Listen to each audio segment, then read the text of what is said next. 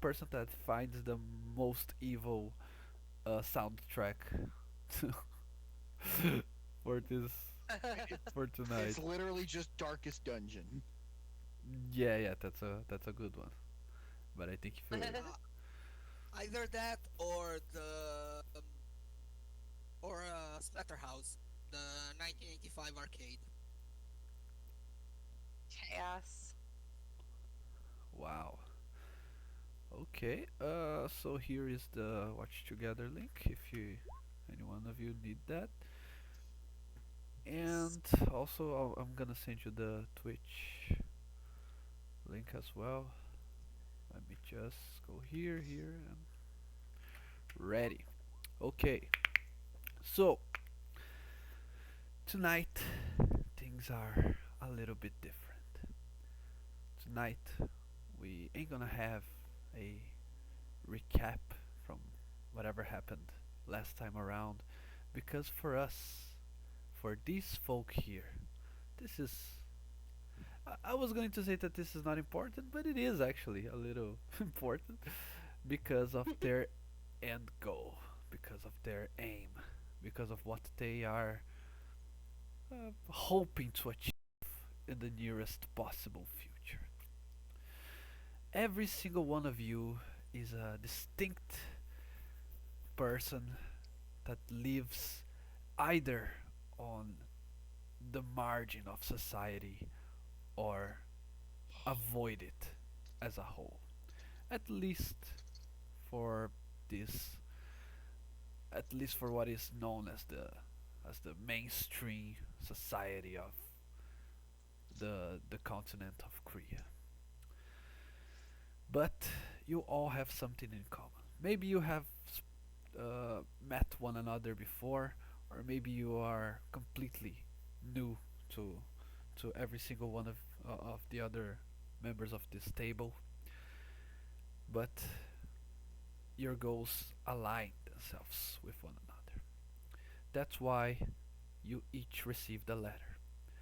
A very cryptic letter that only gave a hint of its of who its sender is, but is definitely someone that knows what they are doing.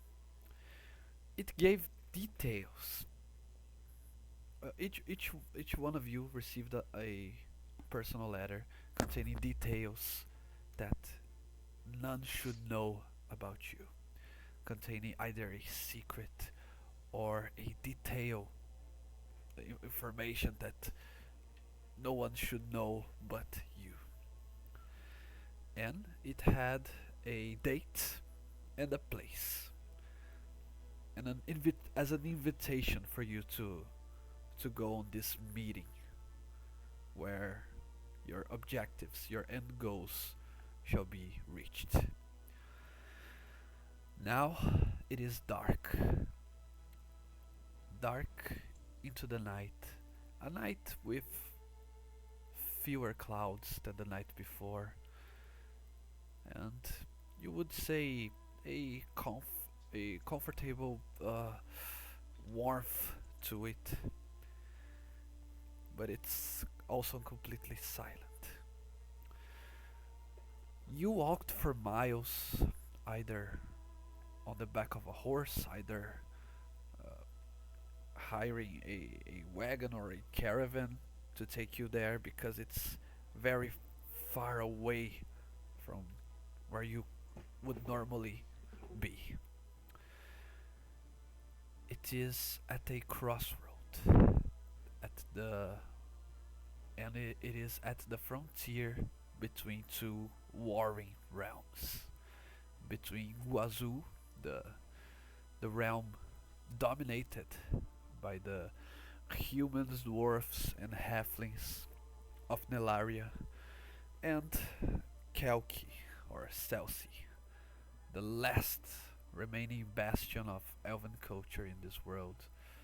That is also the largest in terms of land of all the five realms of Korea, but Also, at this point in time, one of the weakest, probably.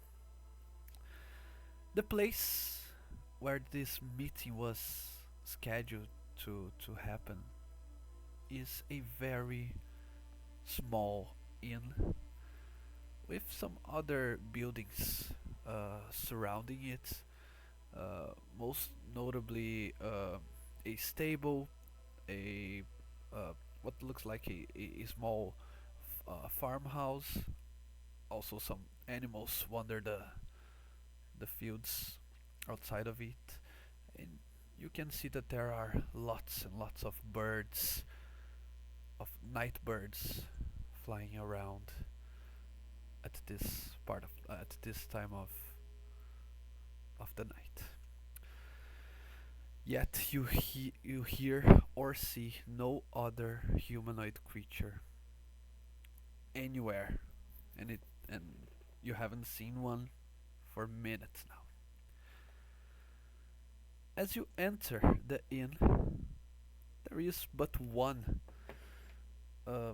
humanoid figure, a man of approximately 40 years of age, but he definitely looks more weary, more older than he actually is. He welcomes every single one of you. He tries. You can see that he tries his best to to be to show some courtesy, but he cannot. Uh, uh, he is unable to not let a tired sigh escape his greeting. With time, these five adventurers are all gathered together at the Crossroad Inn, which I will show to you right now. It's on the frontier between the two realms, as I said.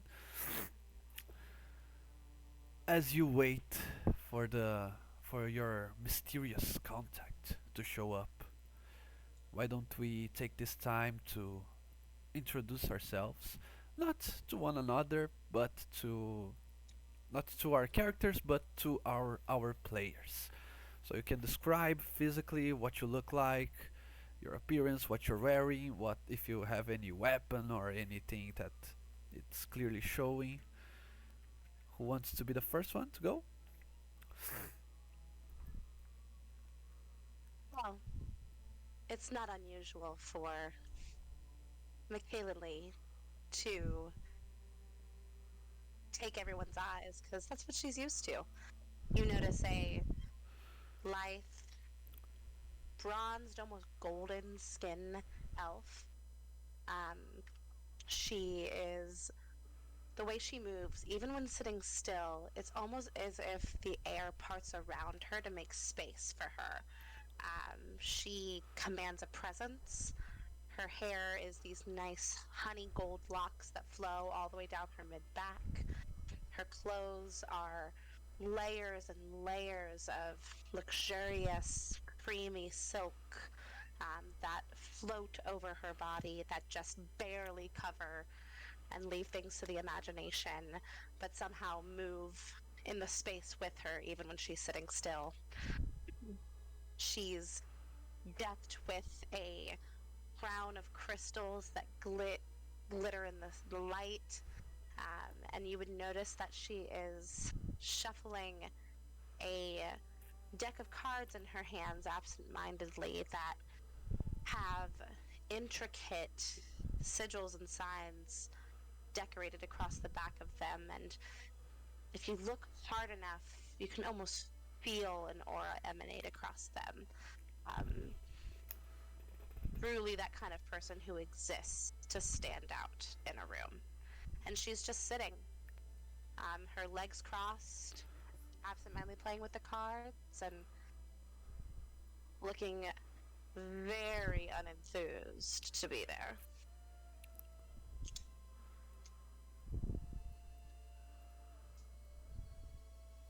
Okay.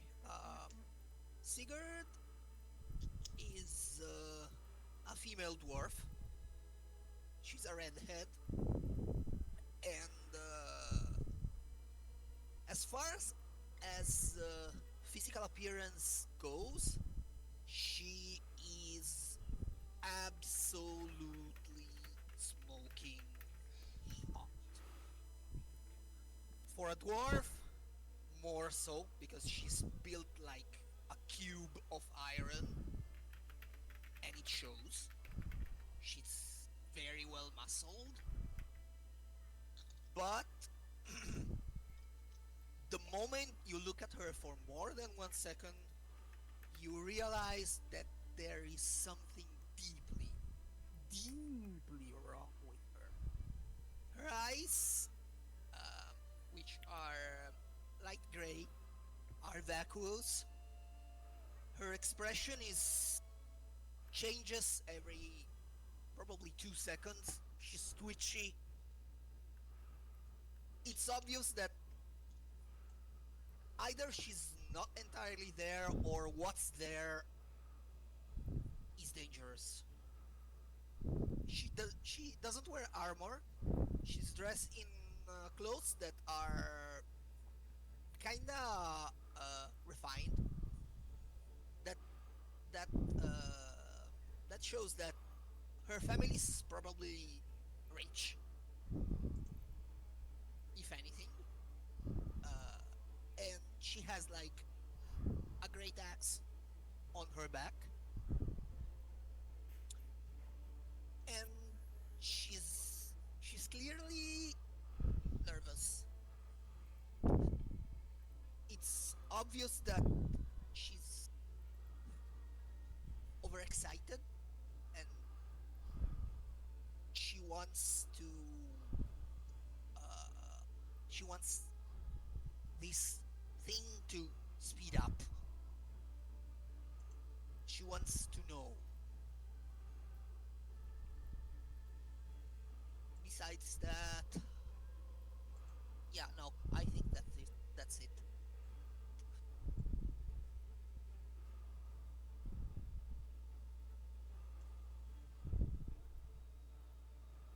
Anubis is probably the tallest member here, towering at 7'2". Long mane of black fur along about little bit past his shoulders.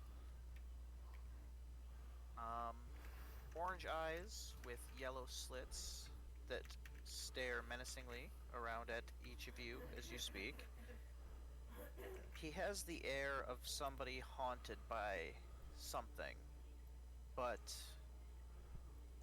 is unwilling to let it stop him. There is an odd rune on the belt at his waist, and a different one on the clasp of his cloak. Like the rest of you, he's bare-chested for the most part.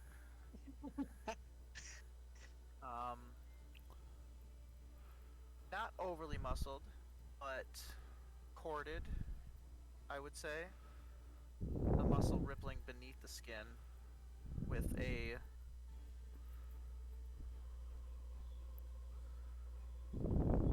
flexible grace.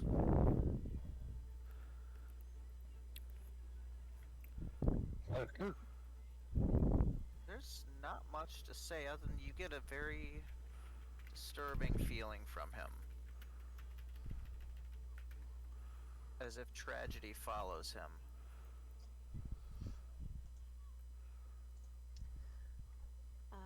Lyra probably stands out more than anybody else in this tavern, even considering there is a giant tabaxi.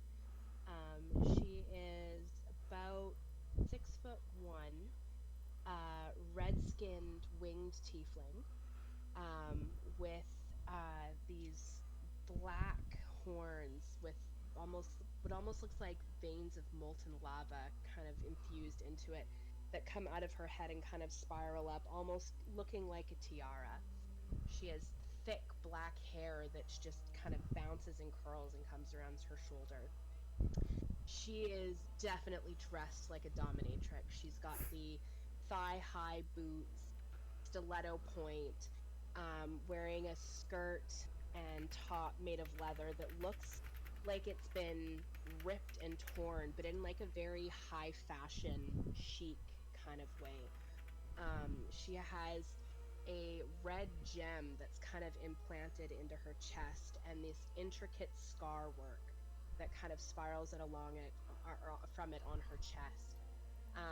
She carries a rapier that kind of has a bit of a hum and a glow to it. That kind of gives off this dark power, and her eyes glow a unnerving red.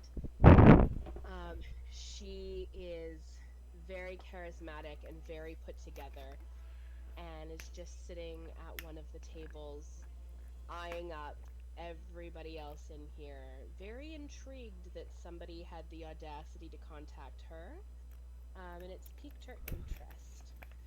Um, yeah, that's Lyra. I think the last figure sitting at the table is one that might be more familiar to people who've watched the stream. Standing at about 6'6", with muscles that seem to bulge almost inhumanly off his body. His entire upper torso covered in these swirling, inky black tattoos stands an elf that some might recognize. He still carries with him his glaive. Um, the blade now stained a kind of deep red with small drops of what looks like blood dripping from the blade at all times that disappear just before they hit the surface. Abathar sits there, his hair a little longer now and tied back in a very tight knot at the back of his head.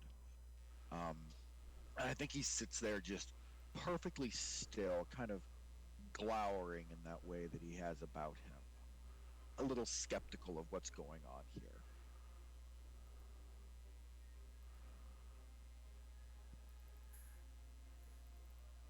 Okay. So that's all of us, right? Hmm. Okay. You're forgetting about Boblin the Goblin. Oh yes. And our 17 pets.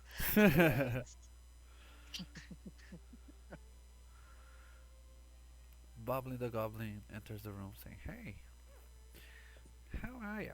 Abathar immediately stabs him.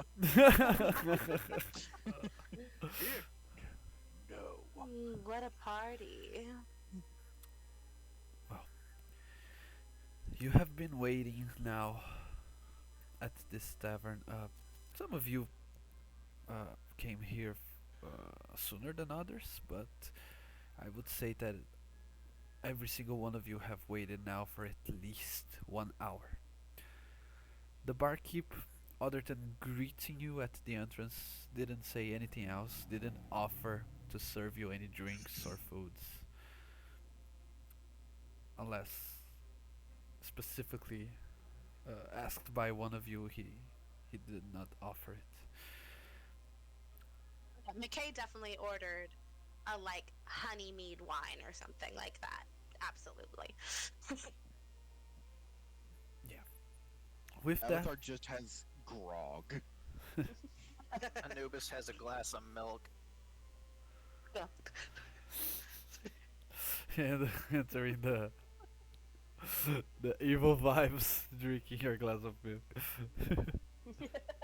It is truly the most terrifying thing that's happened so far. Oh god, he's a McPoyle.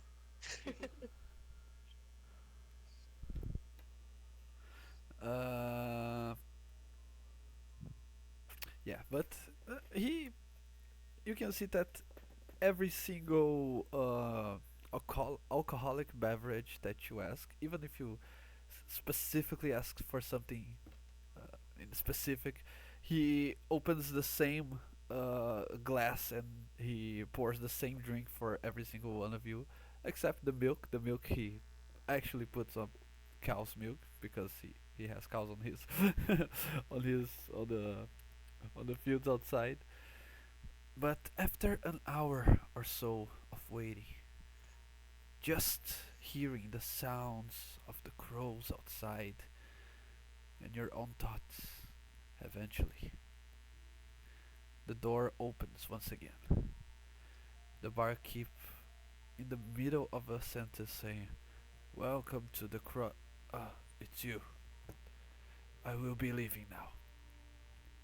And as this masked creature in fancy clothing appears, uh, he's actually not holding playing cards as in this image here, but other than that, he walks and expresses himself in a very theatrical way.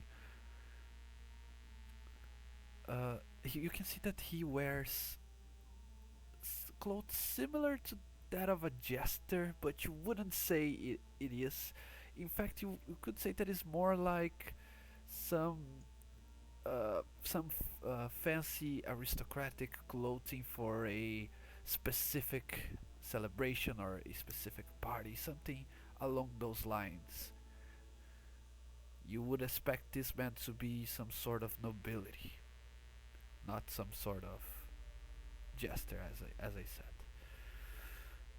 He walks in and he takes a loud breathing.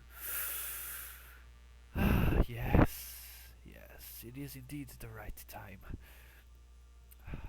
Did I kept you waiting for too long?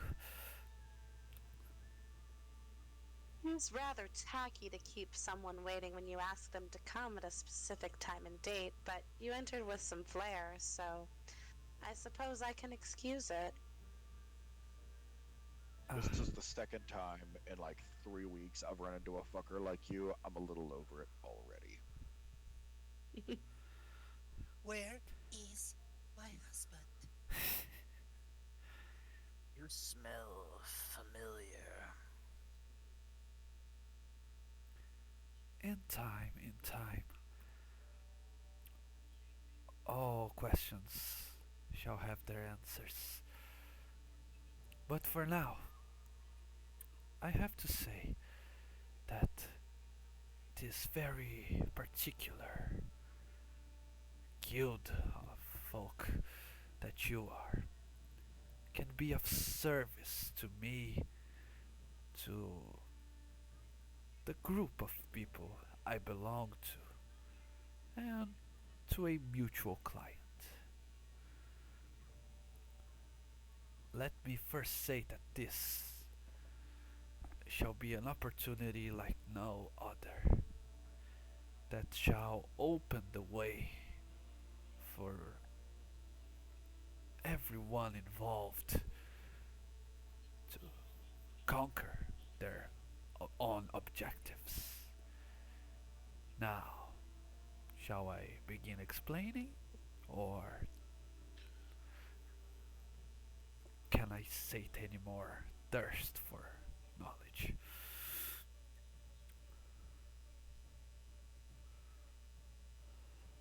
Go ahead. Excellent. We're not here for fun.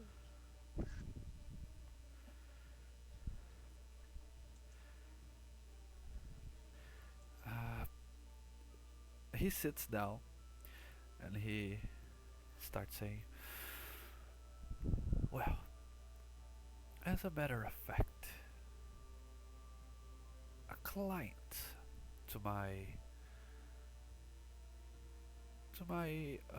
fellowship, I shall say, has a very dangerous but important task at hand.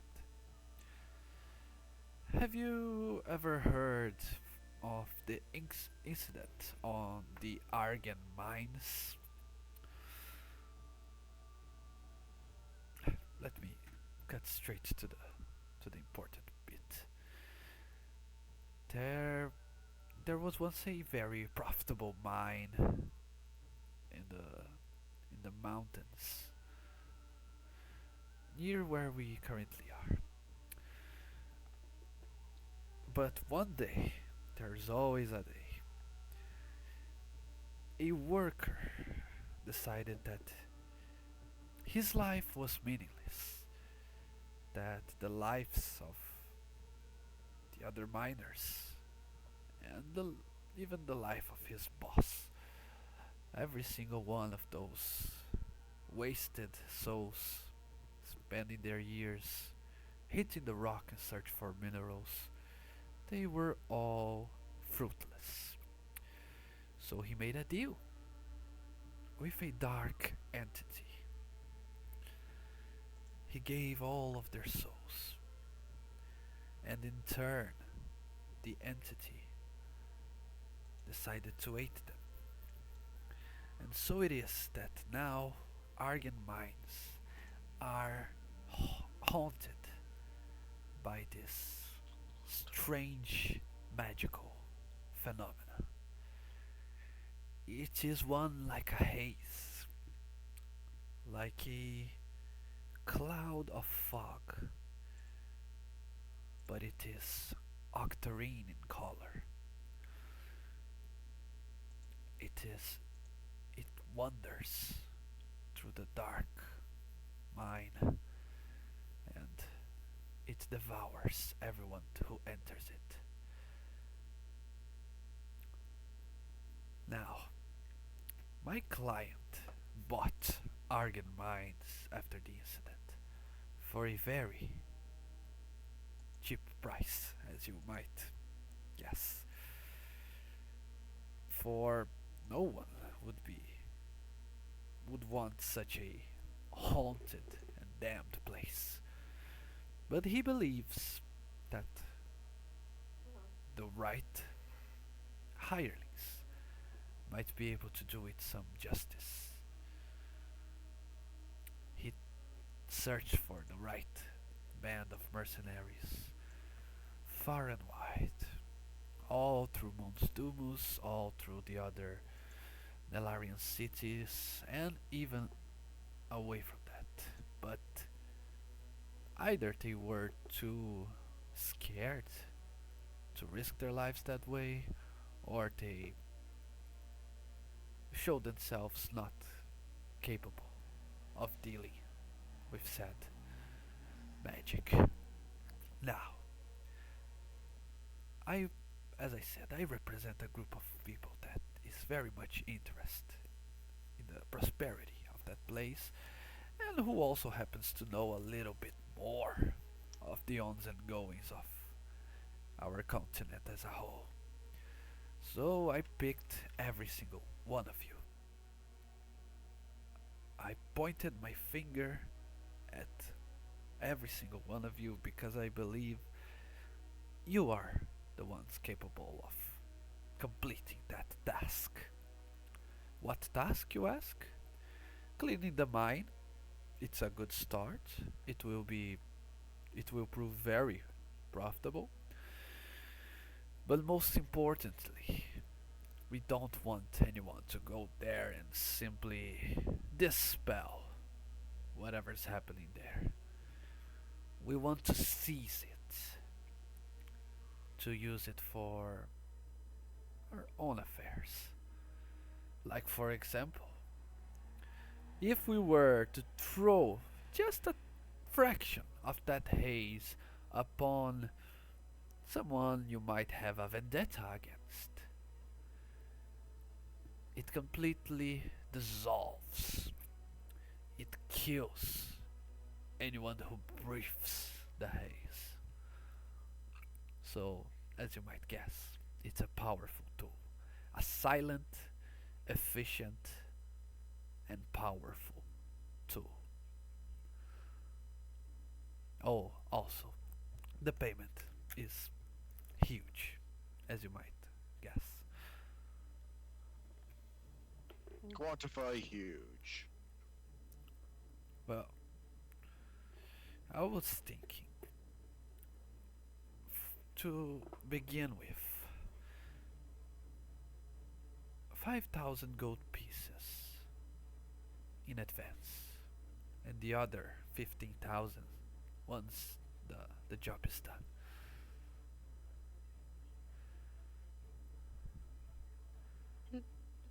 for the bunch, not individually.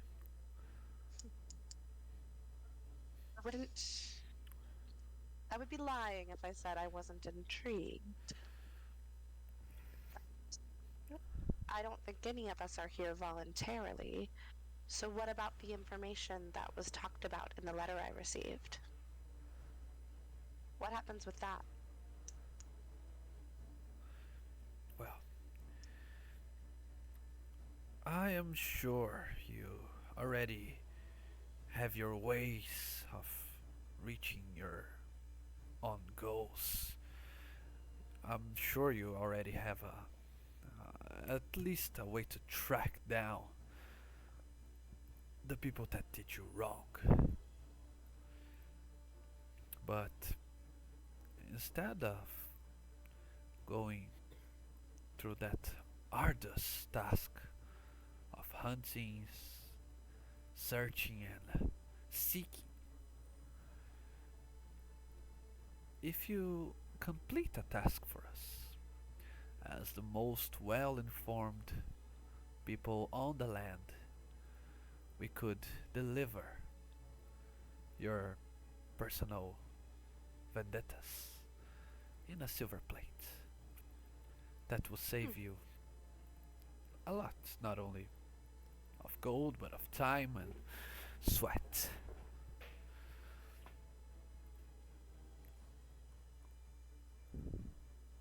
Oh,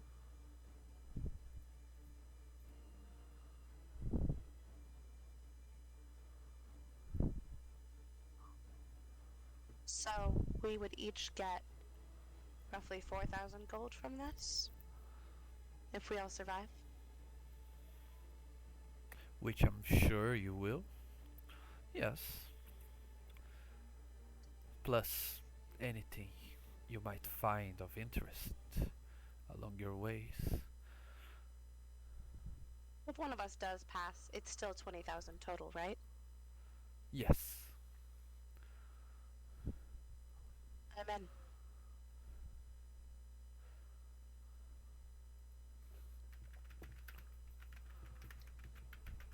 I must say, I do find it intriguing that you summoned me like this. That enough. Plus, if you do have some information, maybe we can make a deal. I'm in.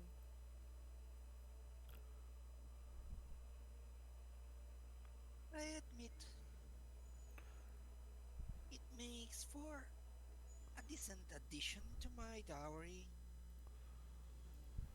But you called me here promising me you will give me my husband back and you didn't. So yes, I will kill for you. But if when I come back you do not give me my husband, I will cut you like a fish. Ooh, I like this one. Understand? Of course. I am a man of Good word. boy. Good boy.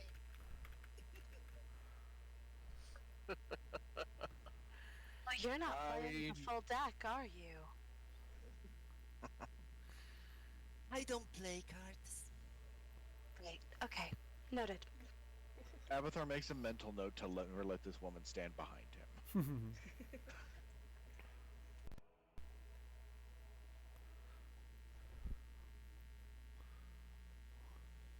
I care about one thing, and that's a halfling's head on a pike.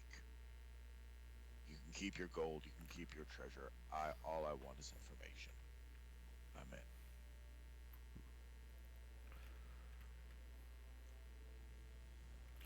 Well, What about you, tall, dark, and Ariel. handsome? Ariel, yes. you hear me? Yes, I can. Yeah. Okay. Does Anubhiss see any sort of symbol, perhaps, of the Corge on our host? Okay. That is a perfect, excellent, amazing question.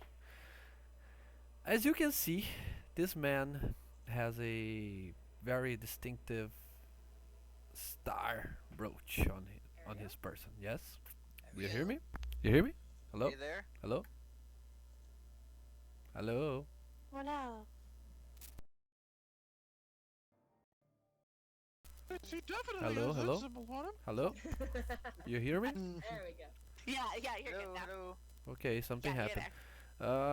I heard everything you say, and I was giving you the answer, but then you guys went what? Okay.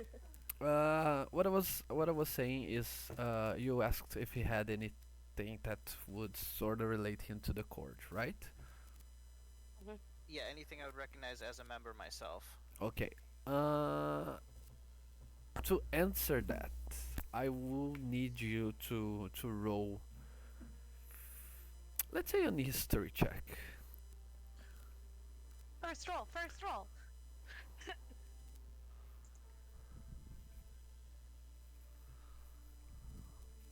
Where is his artwork? Here.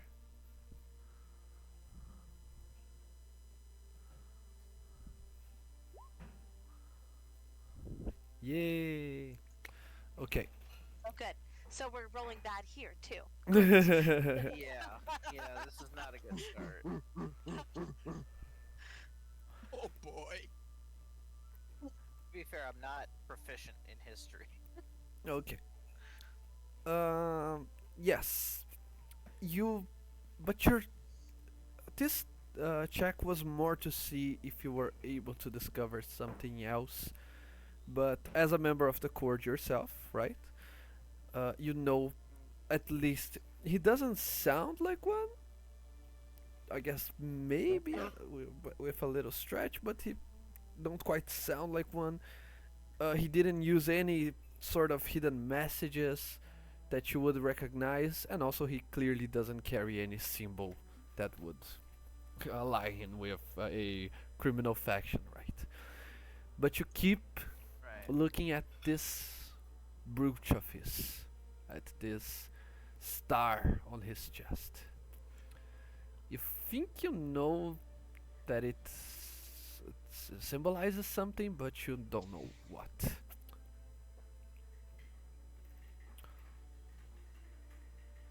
Anubis takes note of that and flashes. He just like waves his hand,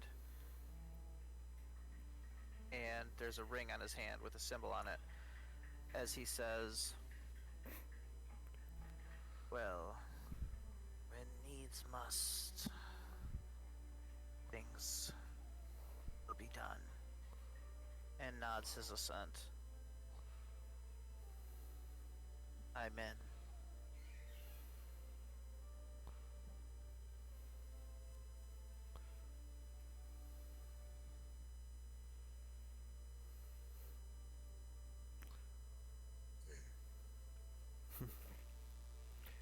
Awesome, splendid, extraordinaire, in fact.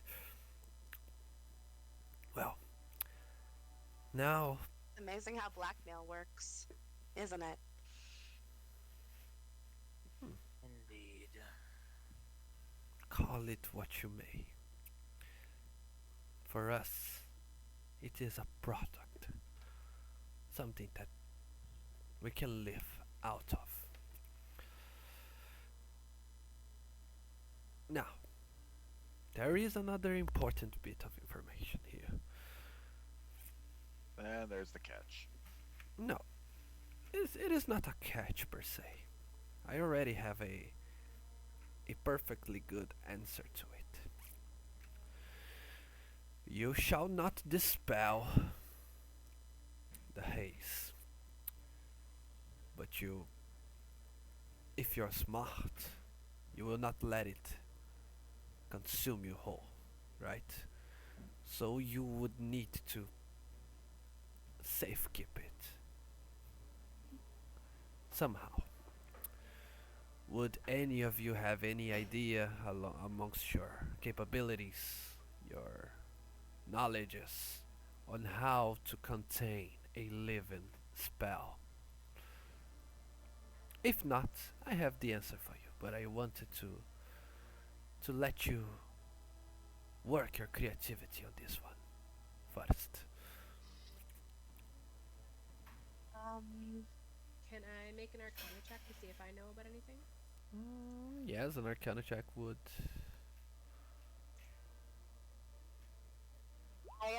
I'm nice. Oof. Okay. Never mind. I was gonna give you a bardic, but you don't need it. Okay. It is something that theor- theoretically you could, someone could contain a living spell, like a, uh, let's specifically the conjurer would be able to command and control one as long as it keeps concentrating on it, right? As for another caster involved in this hypothetical scenario, one would require uh, something outside of it. You don't think you know of any spell that could do it. You think it might be something more along the lines of a item, something like that. But you don't. But this is not an answer I wanted to give you as the DM to the player, but more as like your player knowledge. If you know of anything. Okay. Okay. McKay has no thoughts, so um,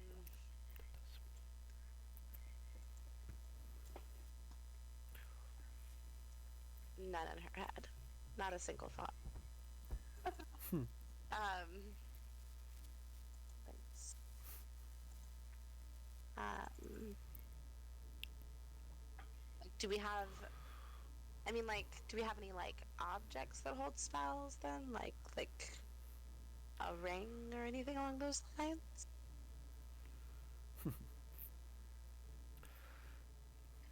We just like put the haze in a big old jar and let it sit there for a bit.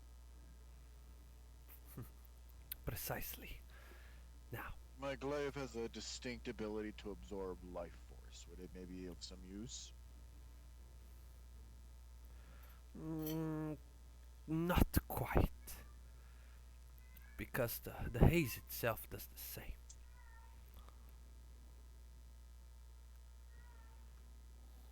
So, would you happen to have a jar we can put it in? I seem to be out. Well, yes. How you find a way to complete this task is up to you. But I have to give you everything. I have to put everything on your hands. If not, I'm not a good friend, right? So, my idea on how to face this mission is to borrow. Let's put it that way. The power of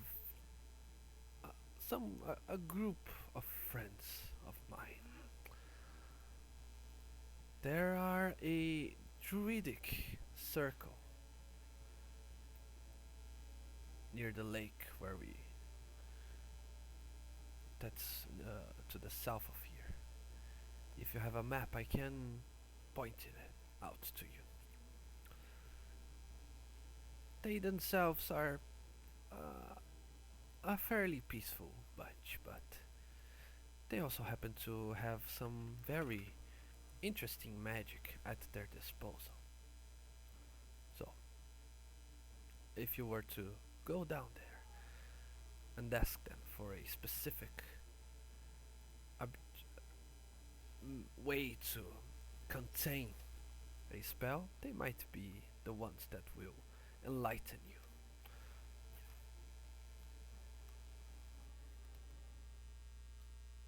Coming from it, like being raised in a druidic circle herself, would McKay know anything about this circle?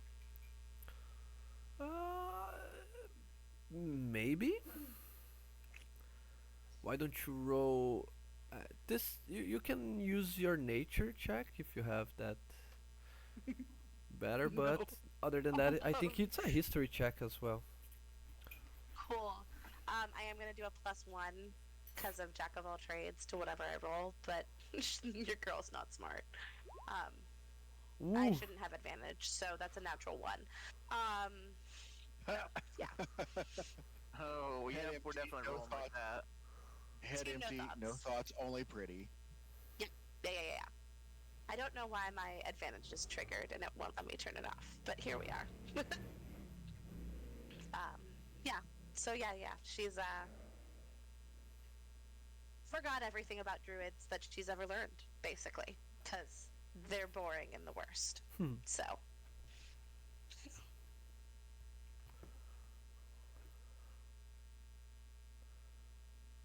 yeah.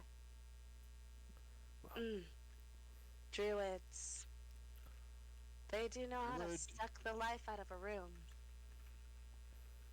Are these elven? Are these elven druids? I might have missed that. Was there any information on that that like Abathar might have? He's not exactly the brightest bunch either, but you know he's familiar with these parts. According to where he pointed on the map, they are in Hmm. Nilarian territory, so Okay. very unlikely. A shot. What should we tell them? Like when they ask who sent us, who are you? What should we call you? Oh no, please don't mention me.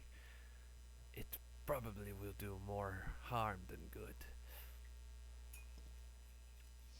That kind of friend, huh? Did we get Noted. a name perchance? Well, you can tell that the the Concord of Prosperity sent you there. Concord of Prosperity. That's the name of my Concord of, like minded Prosperity? people. Yeah.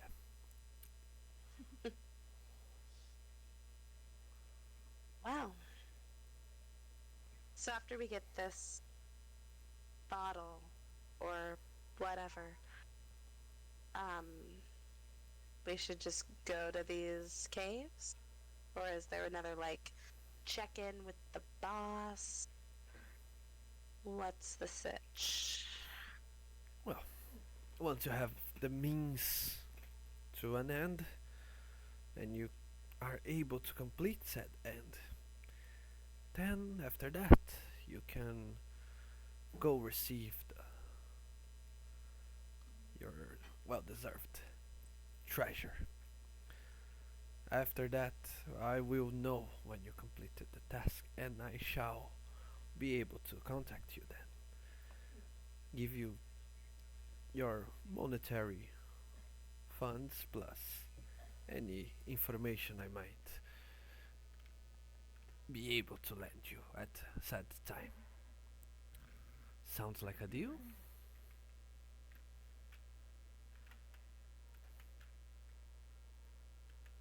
Agreed. Let's do it. Ever onward. Let's, let's go meet some hippies, I guess. So you're going to the Druidic Circle first, right? Because there's always the option to go directly to the to where you're supposed to go, We're right? reckless. I don't think we're that reckless first session. McKay's not in the habit of doing anything that might mess with her skin, so toxic Agreed. haze is not the vibe. Yeah, no, neither is Anubis. Also, Dev, I'm really picturing like Sigurd just like twirling her finger through her hair the entire time he was talking, like bored out of her skull. Oh no. Okay. So let's get moving, I guess. Like, this party's clearly not gonna pick up anytime soon in this place. Yes, I agree. Makes no sense staying here when there's work to be done. Let's go Very shake well. down some druids. Shakedown. Yes. Abathar is already exiting the room. He is not here for conversation. The last time Anubis is Abathar striding tried, right behind. the last time Abathar tried to make friends, it didn't go well. McKay is 100% checking out Abathar's bum as he walks out the room. By the way. Oh, it is tight enough to bounce a quarter off of. The silent type. I don't mind. Yeah, Sigurd is like hopping and skipping behind. La la la la la la la la la la la. Abathar is looking anywhere but at Sigurd. Toodaloo, Assuming you Mr. can see Mysterious past the big Masked boy. Man.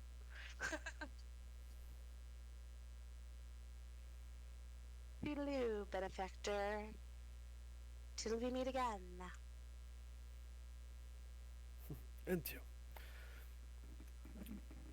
Well, so straight to the druidic circle, are we? Yeah, Let's let's go. do it. Yep. Okay. So what is happening now is that we shall do our scheduled pause after almost 1 hour of session, but before that, I want you each one to roll a d6 to see what happens before that. Go wrong here. This is fine. And I see you in believe 5. Lauren. God damn it. Ew. Oh, here we are. Oh. Here we are. Good, glad cancel to out? know it doesn't change. It doesn't change. The Here we are. the duality of man. Good, someone to kill. At least we know And it's not brute force who's cursed. It's us. Yes. Inside you It's the there are players. inside of you Check there are out two us. wolves. They both roll like dog shit. I just no more rolling digital dice. Got to get the physical dice out. No, I roll like shit with physical dice too, so it's fine. It's fine. No, my gemstone dice have been sitting in the on the windowsill collecting moonlight for like a month now. Oh. All right, we're coming back in 10 and 15. What are we doing? 5. 5? 5?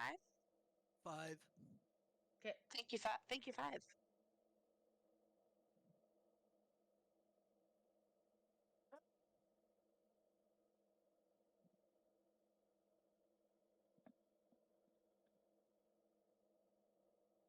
I'm so glad I have a character that is really good with people in the middle of nowhere. Mm-hmm. It's okay. You can charm the socks off of these druids. It'll be fine. Yeah. Hippies and mean girls are notoriously they get along well. Yes, Wait, charm? Dave. Dave. At some point, we need to have a flex off between Sigurd and Abathar that is full Yes. like Full Metal Alchemist Brotherhood. Yes, absolutely. I endorse You this. can. You go ahead and flex, but don't go into a peck popping contest with Anubis. Or do. McKay won't mind. McKay will be seeing some clenched cheeks as each peck is popping. That's fine. I totally came back with the most interesting part of whatever was happening. Exactly. So we're just for the level of repressed about anything horny life is, McKay is the opposite. It's fine. Yes. Sex is a weapon and she likes to wield it. McKay walks into him like, "Hello, I'm here to." Prove your worth, now go. Yes. Anubis has used it to get close to assassination targets before. Do 'em and dump 'em. I mean, I feel like I'm Ooh. just like I don't know. Dara's like canonically the slut of brute force, and then I was like, new character, BDSM gear. Oh yeah. Okay, but like Dara's like a wholesome, like Yes. sex Yes. positive, like Yeah. in person. Yeah. McKay's she's sex positive. It's just no big deal. It's just no big Lyra's, deal. Lyra's You sex just pay positive this as one long to as you punish you. Lyra's sex positive as long as I acknowledge that you're a dirty little boy. Yeah. No. McKay is 100% a brat. 100% a brat. Like Oof. no argument there. Lyra is very much step on me, mommy. 100%. In my head, Abathar is a switch who just really wants to be a bottom. Oh. I feel it. Nobody, no, I feel no, attacked. nobody wants to top the fucking beefcake. Don't say nobody. It's early, we're only an hour in. Really, Yeah. we're all very, very comfortable with our sexuality in the hunters. So Yes. Mm-hmm. Sigurd Yeah, Lyra went, is I'm getting blackmailed. Time to put on like the thigh highs and rock this shit. absolutely. Ooh, I should buy Abathar some thigh highs. Oh. absolutely.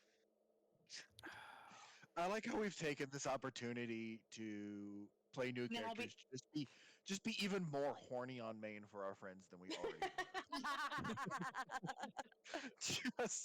just fully all gas and no brakes.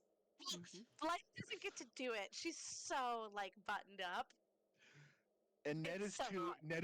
Ned is too chronically anxious to be anything more than jokingly horny. Yeah, Do no. we need to get the cat a whip? Yes. McKay says yes. I don't know why, but I've decided McKay is very attracted to Anubis, and I can't understand why. I mean, have you seen the Ooh. art? Right. It's It's the hot lion art. It's the hot lion art, and that he's like sulky and quiet and dangerous. Right. Like, Chris the player is a little attracted to Anubis's art. It's the eyes. It's Oh. sometimes I just want to be looked at like a piece of meat, and Anubis is doing it for me. Yeah, it's funny because he has like even worse charisma than Vita does. I think Abathar has the worst charisma in the party. Like I'm at a 7. I'm at a 6. Oof. Don't Oh, worry. boy. hot midriff girls got all the charisma for us. It's fine. Yes. Mhm. Again. What is your charisma for 18. okay. 18. No, mine too. Yeah, because I needed some constitution as a bard. I wanted to make sure I could withstand some hits for saving I throws. learned from the other campaign. Nah, I got higher constitution as Blythe. Blythe's the thickums. Blythe's Well- rocking a 16 constitution. Oh, boy. Wow, Technically, you- whips are simple weapons. I mean, he is proficient with them. I thought whips were martial. No. Are they? They're finesse, I thought. Hang on, I'm checking. Let's take a look. Double check. Nobody ever looks at the specifics of weapons because weapons It's are a so boring in martial. 5e. It's a martial finesse weapon. Mhm. But with the optional features from Tasha's, as long as you can find a way to get proficiency in martial weapons or in whips, you can use it as your monk weapon. Oh, I have an ability where I can do that. Yeah. Yeah, the monk weapon. You can use it as a dedicated weapon. Yeah. Ooh, Sigurd can use it. It's not a great weapon for you to dedicate as your dedicated weapon. Whips are pretty not great. I mean, I'm using a sickle as the dedicated weapon now, so. There is a way to make weapons really, really cool, and it involves combining spell sniper with a blade singer. Because Not then you with can, a monk. because then yeah, well, because then you can Wait, booming blade with a whip. I'm here. I thought about taking a whip, and then I decided that I wanted my special blade. Too Because I horny. can, It's too with horny. my packed weapon, I can, I can take any weapon for my packed Yeah. weapon, right? So I was like, ooh, I kind of wanted to have a whip because I feel like that would just be so perfect. But then I couldn't find like a Hellfire whip. So I Yeah. was like, I don't even know if that's a thing. So, and like, her blade is kind of a huge part of her story. So I was like, So the whip wouldn't count as a melee weapon, would it? It's reach. yeah, it's reach. Damn. Especially because I was like, I Oh, can well. do the attack action with my whip, and then I have the reach to then do my cantrips. You can have we can have martial weapons that have reach. My glaive has reach. Hold on. No, but I was Yeah, thinking but it was- melee weapon.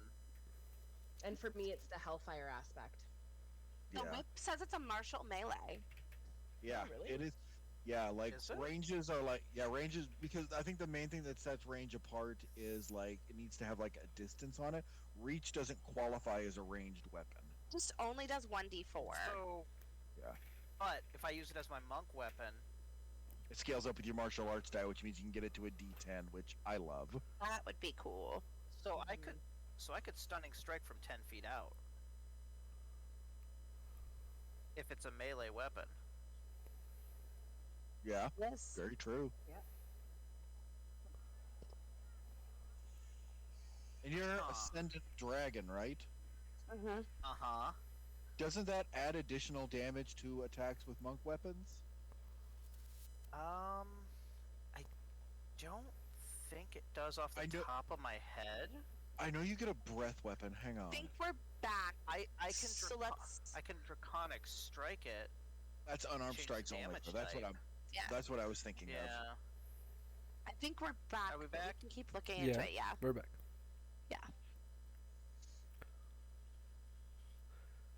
Alright, we are back. Also, just how much gold did we get again to start? It was 5,000 up front. Mm-hmm. Yeah. Divided by 5. Oh, I can do so, So, much with. I can do so much with 1200. 1,000 gold. I have no idea why, but Anubhiss has 400 platinum for some reason. He probably should not. Look, Yeah, we don't judge I for don't what know why. Anubis gets up to in their free time. Yeah, that's odd. Okay, so it's 1,000 in advance or 5? Yeah. It's 1,200. Yeah, it'll be 5,000 total, split between 5 of us. So that's 1,200 apiece. That's 1,000 apiece. There's 5 of us. Yeah, I was like, Anyway, Wait. Yeah. I was doing It's alright. 6,000. It's fine. We're Social fine. work doctorate, not a math doctorate. mm-hmm. Ooh. I have programs that do the math for me. Yeah, having worked in social work for 10 years, can confirm none of us can do math. yeah. I have no room to talk. I'm literally going to cop school, so like no. To the druids. To the druids, yeah. Okay, The So- druids. question, just for flavors. As you can see, there is a lake between Mhm. Crossroad Inn and the Druidic Circle, according to the mysterious man that hired you. Will you try and go around the lake, or do you have any means to traverse the lake itself? Is there a boat? There are boats for hire, or you can kill the owner. Since we're in this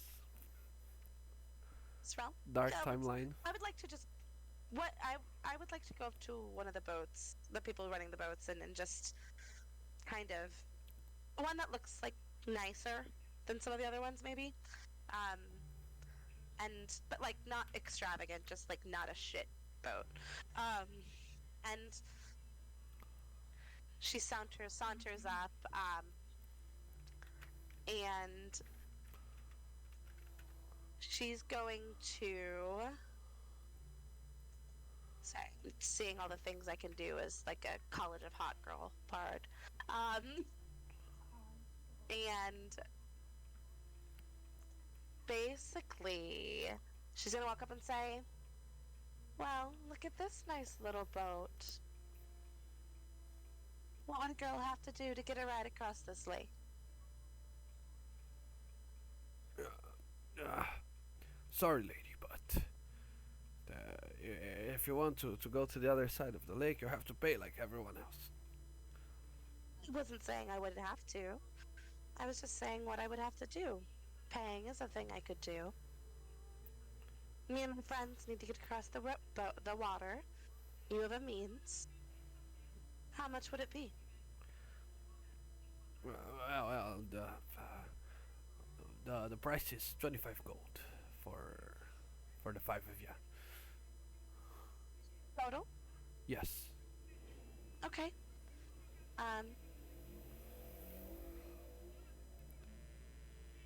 Well, that sounds great. Let's do it. I have a question. We're like at a dock on the by the lake, right? There's not like much other civilization around. Yeah, here, there's a correct? small town, but Okay. as a rule of thumb, the only like big city, like the big metropolis, is Monsdomus. Everything else is like towns and hamlets, small villages at the So- most. I want to pose this to the party before I do this. What if Abathar just walked up and just started dragging a boat to the lake? Like, what's he gonna do? Stop him? I think McKay is gonna kind of like look back and say, "I got this. Don't worry.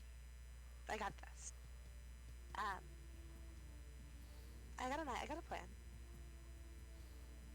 Abathar drops the boat with a thud.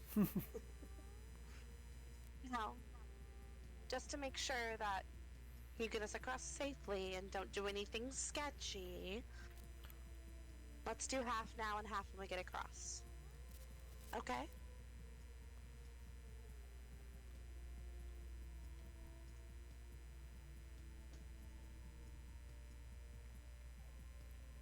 Okay, so I'll pay him half now. nice.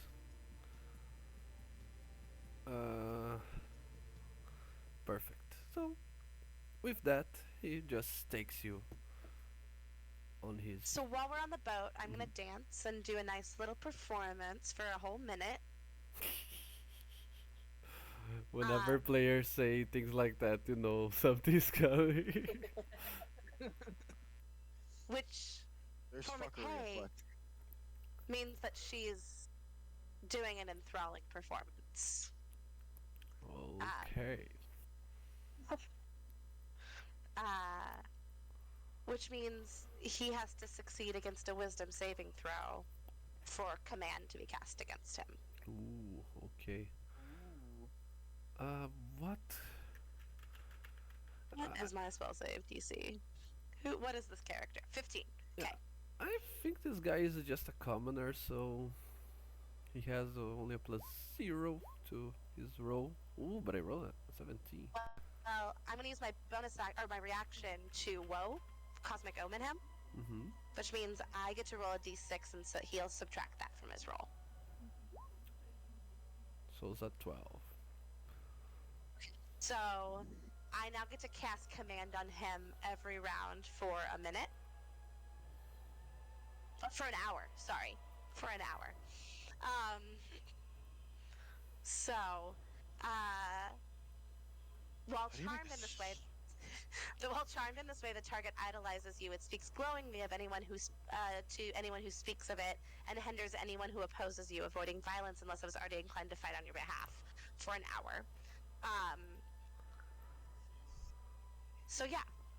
Sorry, that's not the command thing. That's a different one. I'm doing this one though, because that means that he's charmed by me, essentially. And I'm assuming this lake would take us. Would it take us like an hour or so to cross? Or how long? Yeah, let's say it's a big ass lake, right? So. Okay.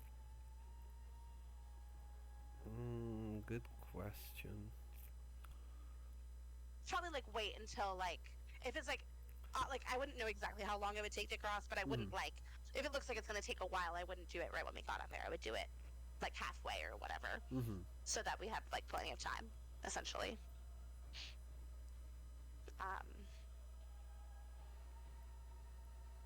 Mhm. Okay, so uh, I will say that it takes at least 3 hours. Okay, S- so it's a. So then I would probably like if I'm knowing it's taking a while, I would probably wait until we're like almost to the other side Mhm. then to do this. Um, but essentially, what I want to do is once I've charmed him, go up to him and say, you know, I know we paid you half already, but I did just give you a free performance, and I'm like really well known in Monstomos. How about you give me the money back and we call it even?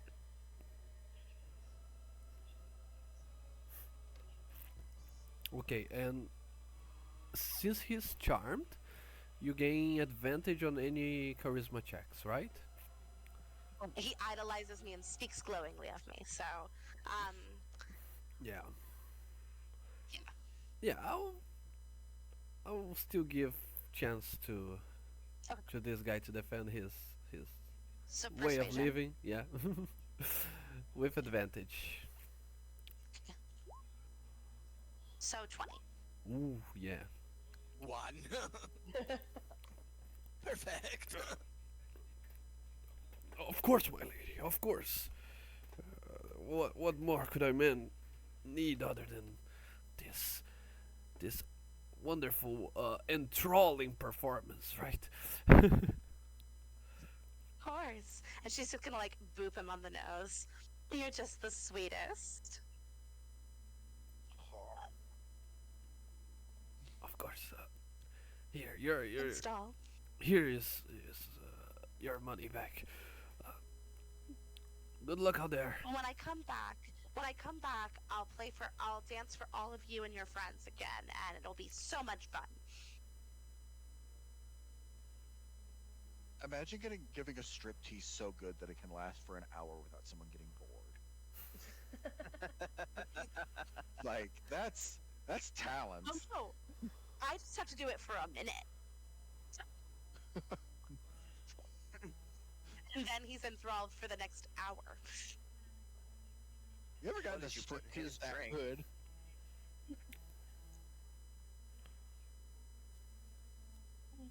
Install. Very handy feel love. Let's use this. Okay. Um. So, with That's all I no. wanted to do. Okay. With that, the 3 hours long trek through the lake goes uneventful. 3, 2. You you reach the other side to what seems like a small fishing village that's with only just a couple of buildings, less than less than a dozen buildings that welcome you, but also warn you to not trek aimlessly through the woods behind, because there are many dangers lurking there. Many who went there hunting in these past few days did not came back.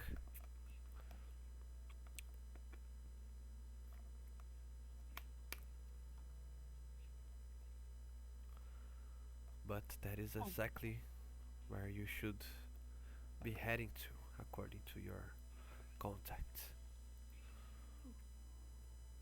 Well, I got us here, so the people who are strong should probably go in front. Lyra immediately jumps to the front. Followed by Sigurd. Anubhiss is right there. Abathar is bringing up the rear as usual. Now he's staring at everybody else's butt. You know, I think McKay is gonna look back at Abathar and just wink and say, "Enjoy the view."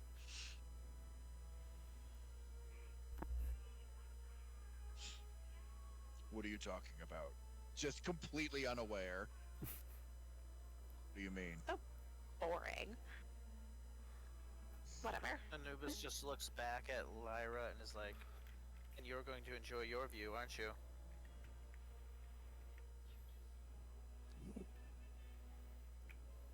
I mean, Why is everybody talking about the view?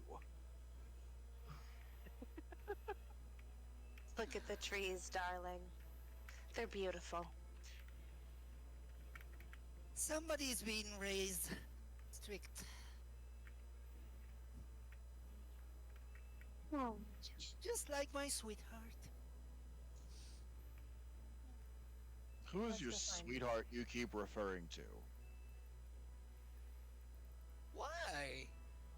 Odds are, it's like a 50-50 chance that they're probably not even real. Let's be honest. I mean, it's fair, but it maybe at least be entertaining. Who's your sweetheart? Tell us about him. Oh, Or her. Or them. he's the most beautiful dwarf Oh.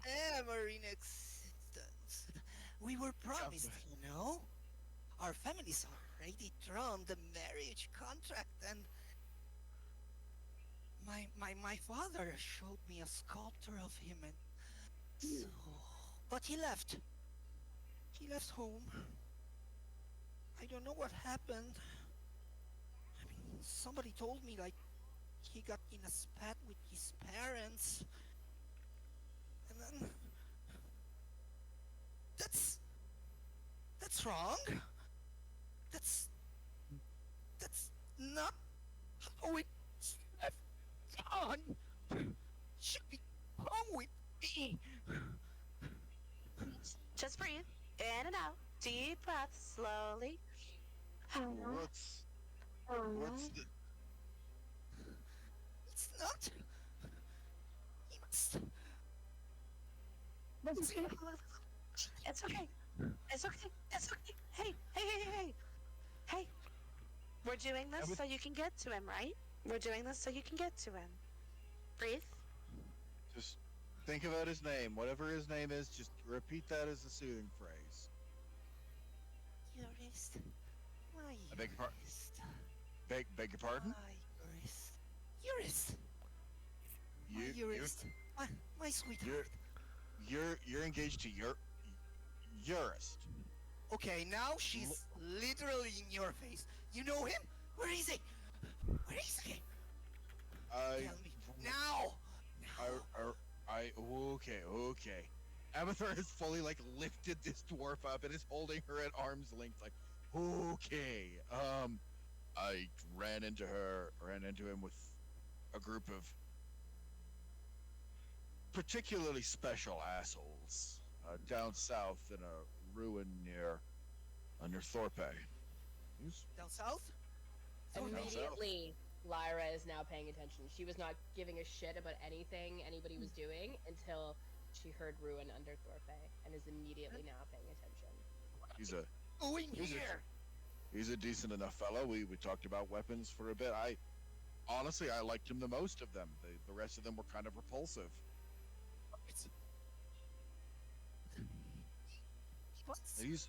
He's doing well. He's got like a tattoo on his forehead now. Carries a big fuck off chain. Decent fella. This tattoo, that's bold. Okay, but... Doing here? He's...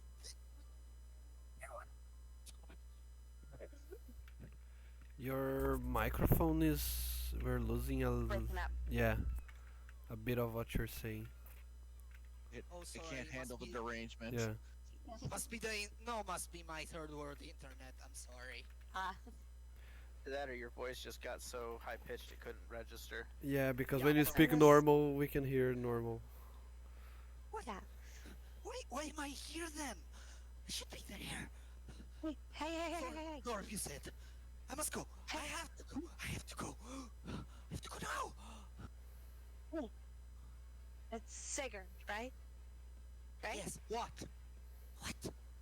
How about this? How about this? It's been a minute, right? Tall, dark, and not as tall as the other one. Since you've seen him, it's been a minute. It's been about what? It's been about what? A month, Ariel? 6 weeks. Yeah, yeah. It's been a He's while. I would say it's been at least a month. he's probably It's not there anymore. He's probably somewhere else. But no for if we get a what- bunch of money, we can pay people to track him down. question. Would Abathar have been close enough to Thorpe to see the meteor swarm fall? That's you can decide that, Chris. You can I just think he decide. I think he probably did. I think it was kind of offhandedly say. I know he mentioned he was heading towards Thorpe right before the meteors fell, but I'm sure he's fine. Of course. He's probably not dead. You you don't know him like I do. He's godlike. He's indestructible. Nothing kills him. And I have to bring him home. Look, Sigurd. One, he missed out on all of this, so one, he's the dumb guy, because, like, clearly you're smoking. Clearly. He'll see you and immediately fall in love, so no worries there. But, hear me out. We're about to get paid ungodly amounts of gold to do this little task. So, back in Monstomos, I know a bunch of people who do a lot of really cool magic, and they can probably find him for us. So let's work smarter, not harder. Do this task and get to him. You seem awfully concerned with the gold. Yes. I like nice things. Gold buys nice things. Right. You are not wrong. Like, she Anubis takes chimes in. Go ahead, finish up. he takes like a deep breath and like he goes from absolutely unhinged to vacuous. Yes. Yes, you have a point. Provided that clown doesn't double cross us. I smell treachery on him. He does, we kill him. Yes. Yes, we Probably do. y'all, because you guys are like have a lot of sharp weapons, and I'm more of like a talker than a like stab. But I'll be here cheering us on. Delightful. I can. Abathar, you mentioned he was part of a group. Yeah, I did. I found them. There were two that I tolerated. Eurist was one, and there was a drow woman there who I found pleasant. But drow, they're so barbaric. Ah, they need some mean- sunlight. There was a certain ferociousness to her, but she was different than most of the other drow that I've met. He was traveling. A group. Did they have a name?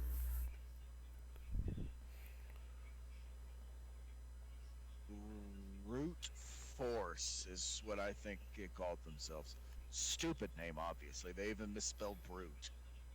Lucky. I know. Anubis's ears perk up at that, and he gives you his full attention, like intense gaze. Brute force. Who were the other Sigurd- members? Sigurd also is like sliding back down. She's muttering something. Abathar just completely ignores her, and it's just kind of, oh, so she's crazy. We're not even gonna humor this whole deal at this point.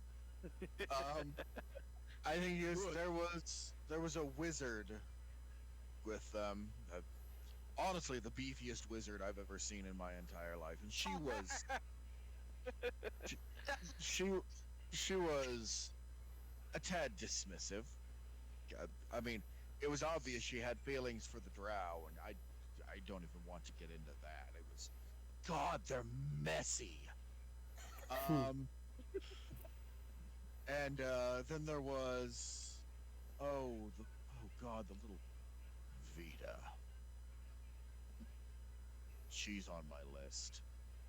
She's on my list. She's a loose cannon, and she's going to get herself killed, preferably by me.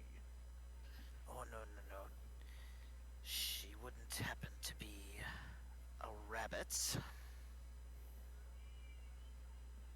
Would she? Are you familiar?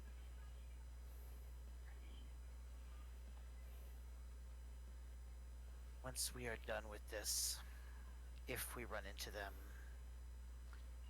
she is mine. Her life is mine to take. I'll flip you for her. He's gonna, I think at this point, he's gonna kind of direct his focus over to Lyra. Okay, my horned friend, you've been a bit quiet. You want to get into your whole deal? Share your favorite color, anything of that nature? Not particularly. You all are very informative without me having to say really anything at all. It's quite pathetic. But I am interested in this brute force, and I don't care who kills them, but their souls, they're mine. I'll help you. We'll kill them all. But I No, claim their souls. you will not touch my husband. Ever. Or I will split you in half. We'll try, my dear, but that's fine. You can keep the dwarf. I'll take the rest. Oh, I forgot to mention, we got so wrapped up into talking about Vita. I believe he's kind of dating. She's kind of like with Eurist. It's a thing. Like I said, messy. You lie. Liar, liar, liar, liar, liar, liar, liar, liar, liar. We Why did you just calmed say her that? down. Why did you bring that up? Why?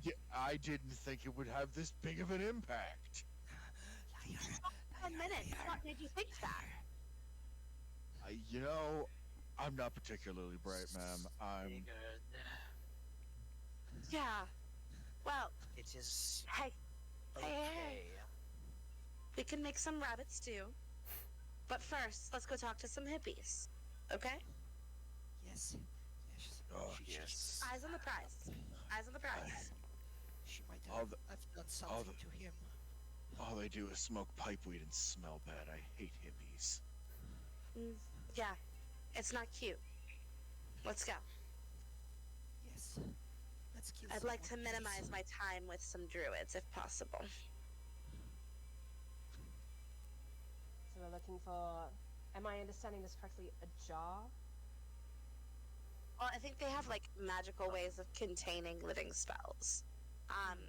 Some That seems like sort a of little container. above what I do, magic, but you seem pretty like competent with all of that, so maybe you can be the one who holds the thing. I have a few tricks. Let's go. And Lyra's actually gonna start flying and take off flying a little bit ahead of everybody. Show off.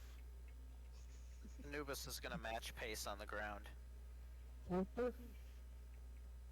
not gonna walk quickly. That makes you sweat.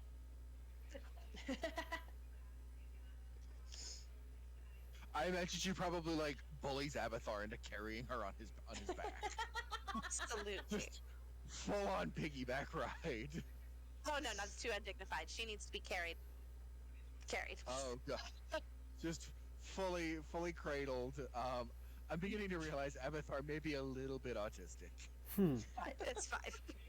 Just a little bit of the tism. Oh, thank you, darling. I would just, with these shoes, it would have taken me forever to keep up, and you are so much taller than I am. And you say this is customary in your culture? Absolutely. It's I how I understand. reserve my energy. It's how I reserve my energy. Right then, onward we go. Oh, you're a God. doll. Poor Abathar, he's such a bitch.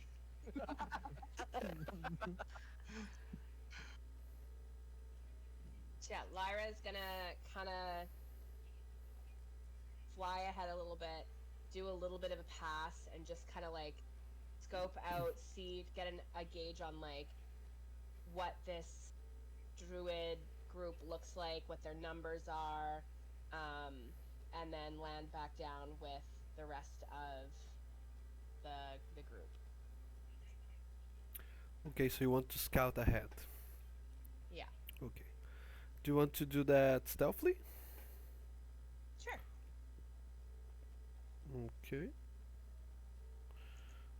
Okay. So roll stealth. Yeah. 22.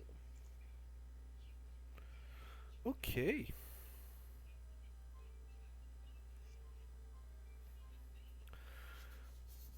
Uh, Lyra, as you start delving deep into the woods, you see that it's a very beautiful, lush, verdant forest that you are delving into. It seems very well kept, you would say. There are plenty of trees, bushes. There is a variety of berries and animal life uh, prospering in these woods, right? So far, you haven't seen any signs of, let's say, humanoid life until eventually you see what looks like a human carcass, probably belonging to one of those hunters from the town, being devoured by beasts. Since it is not something unlikely, you just kept on going to see what else you can find, and then you see another and another.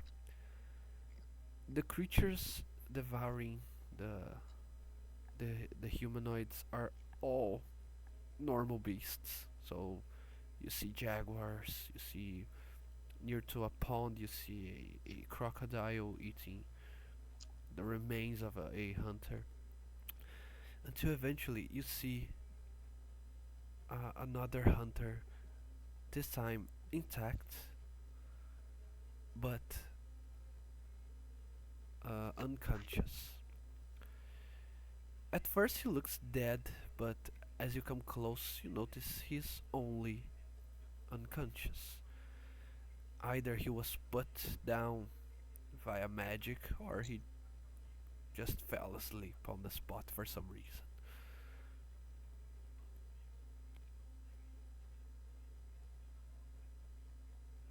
Okay. I'm going to fly down to him and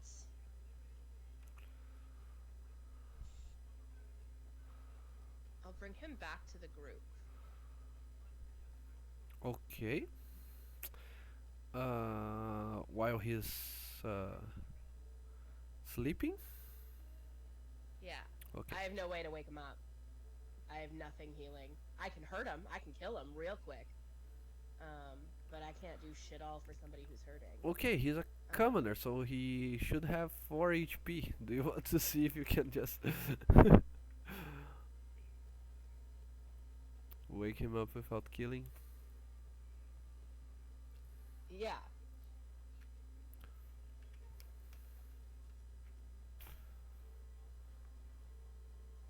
Yeah, I'll like grab him and then lift him, like fly back up a little bit so that he's like scary height off the ground and then wake him up. Okay.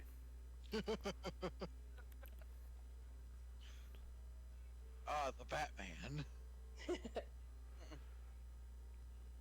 You can tell it takes more effort to wake him up than it would normally. He's a person that's only fell asleep. But eventually he wakes up saying, who are you? Where am I? Am I in hell? Are you the devil? Yes, but you're not there yet, love. Do me a favor. Where are these druids? We were told we could find some here.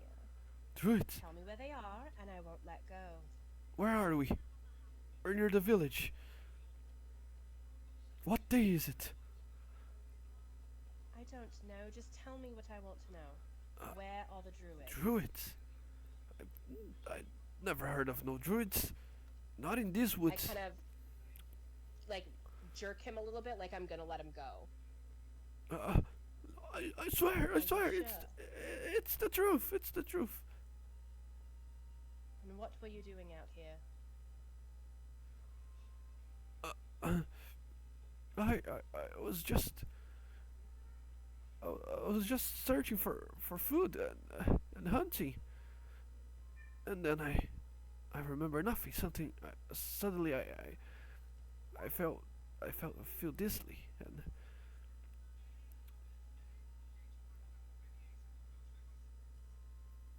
I'd like it to feels like ages ago. insight check him. Not that I'm very good at it, Mm-hmm. but do I think he's telling me the truth? 16.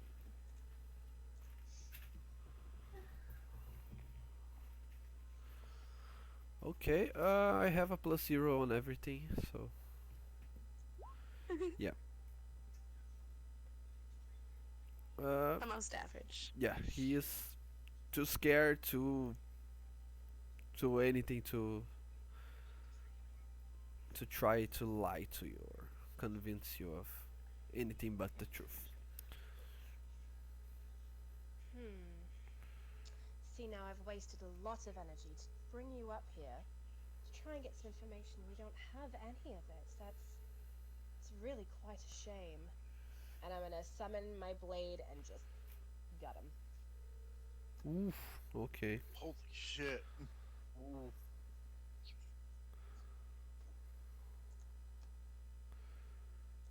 Brutal.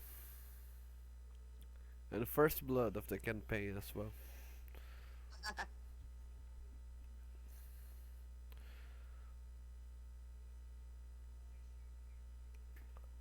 Okay. Do you want to return to the party or do you want to keep on looking if you find anything else? Yeah, I'll just like let him go and like brush off my hands and then fly back to the party and tell them what I saw, what happened.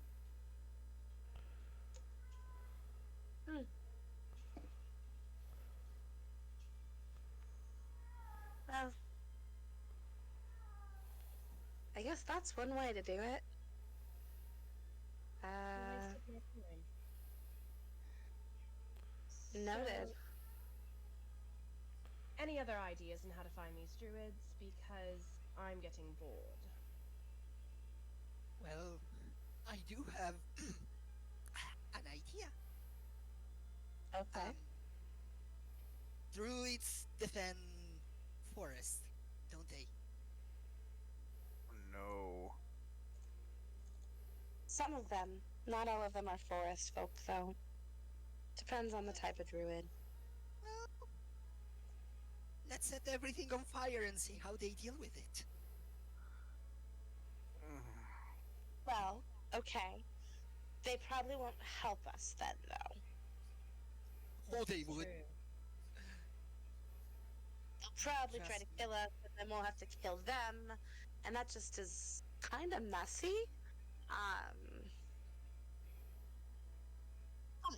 You're thinking out of the box, and I like that about you. Why As she did kind of you backs care? away a little bit.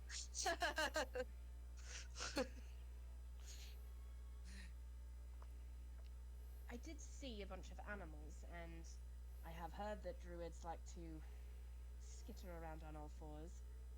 Maybe that's something worth looking into? True.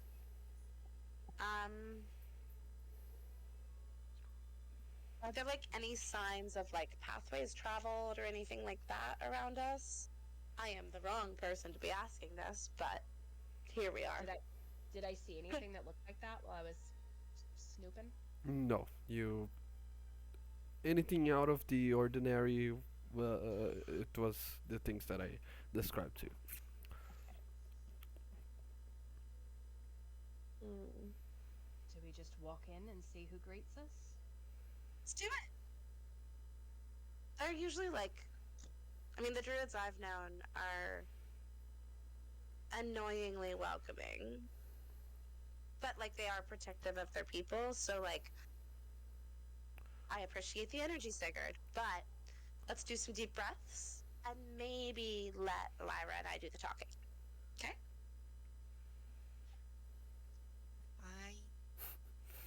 I will be a good girl. I would let you light things on fire later, just not here. Promise. I'm sorry, I just got agitated by the latest news. Totally fair. I don't know. Totally fair. Have you ever been in love?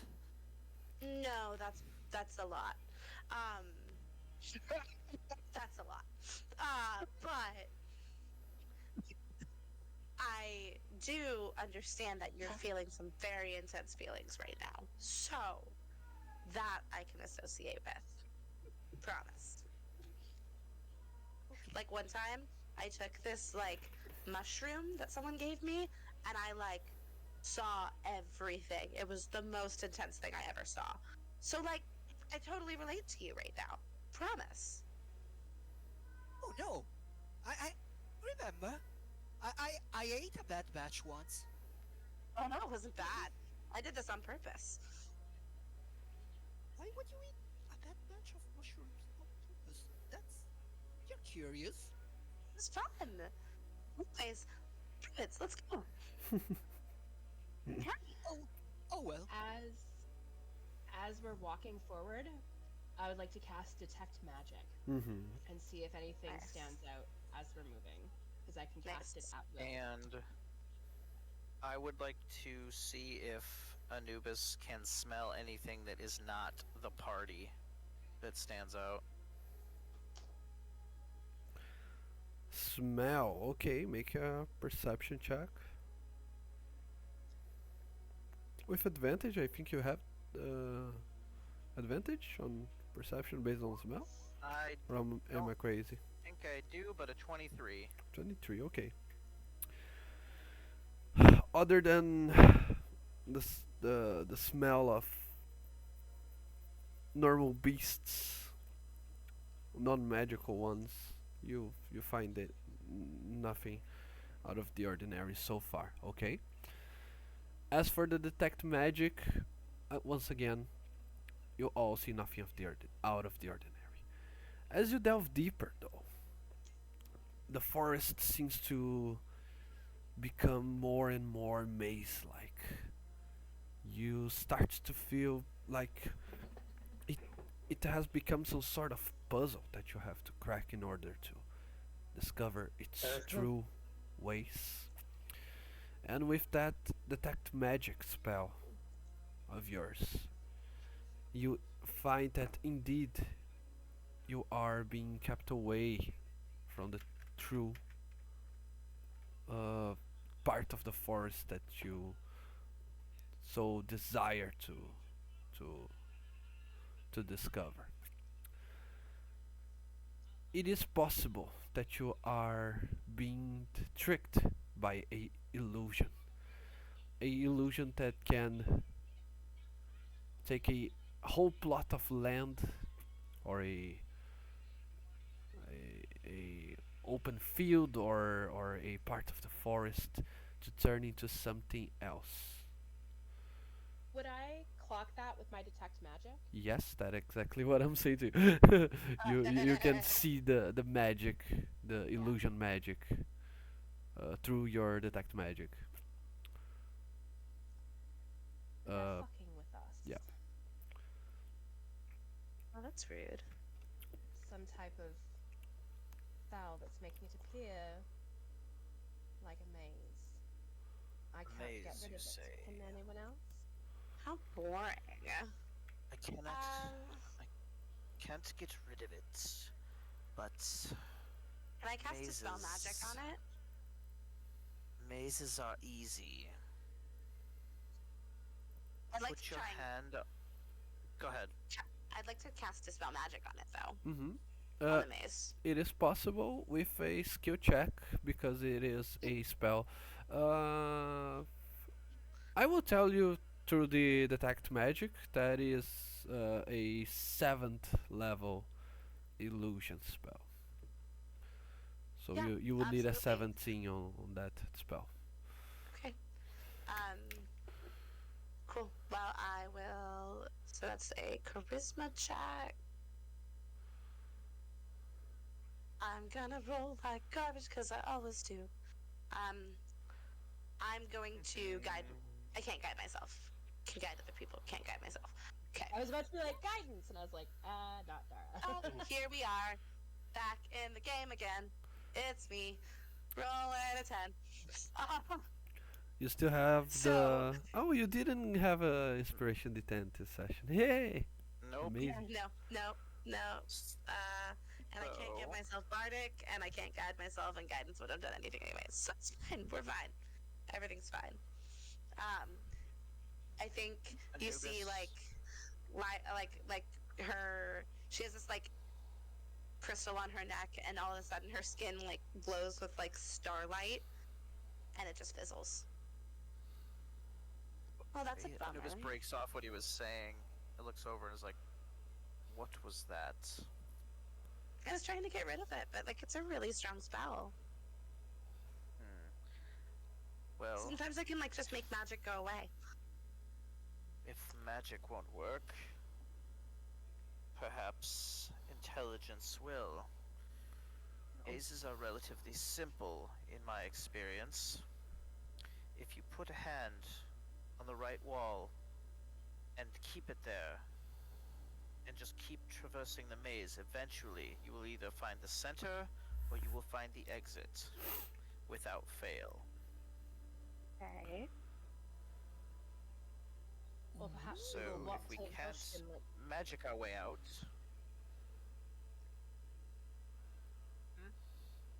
sorry, continue, my friend. I didn't catch what you said, so sorry. No, go ahead. If we can't magic our way out, perhaps the mundane is the answer.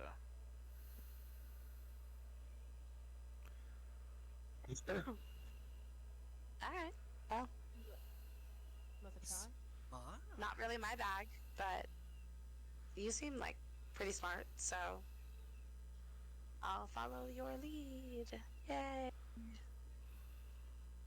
And Anubis will put a hand to the right to what amounts to the wall for the maze and just start walking and following it, not taking his hand off the wall at any time.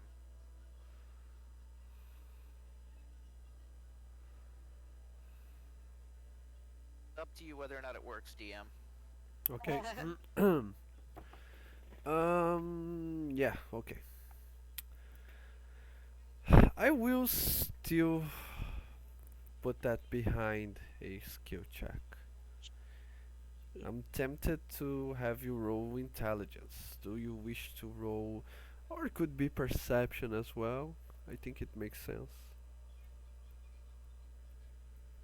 Let's try perception again. Yeah. Monk boy. When in doubt, always follow your nose. 23 again. Nice. Perfect.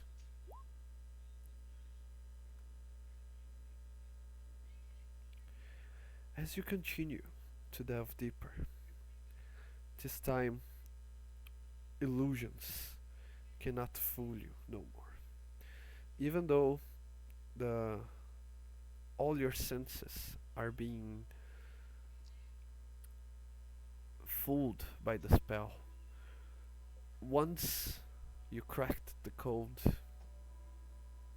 of the maze-like illusion that has been put in front of you, you manage to reach to its true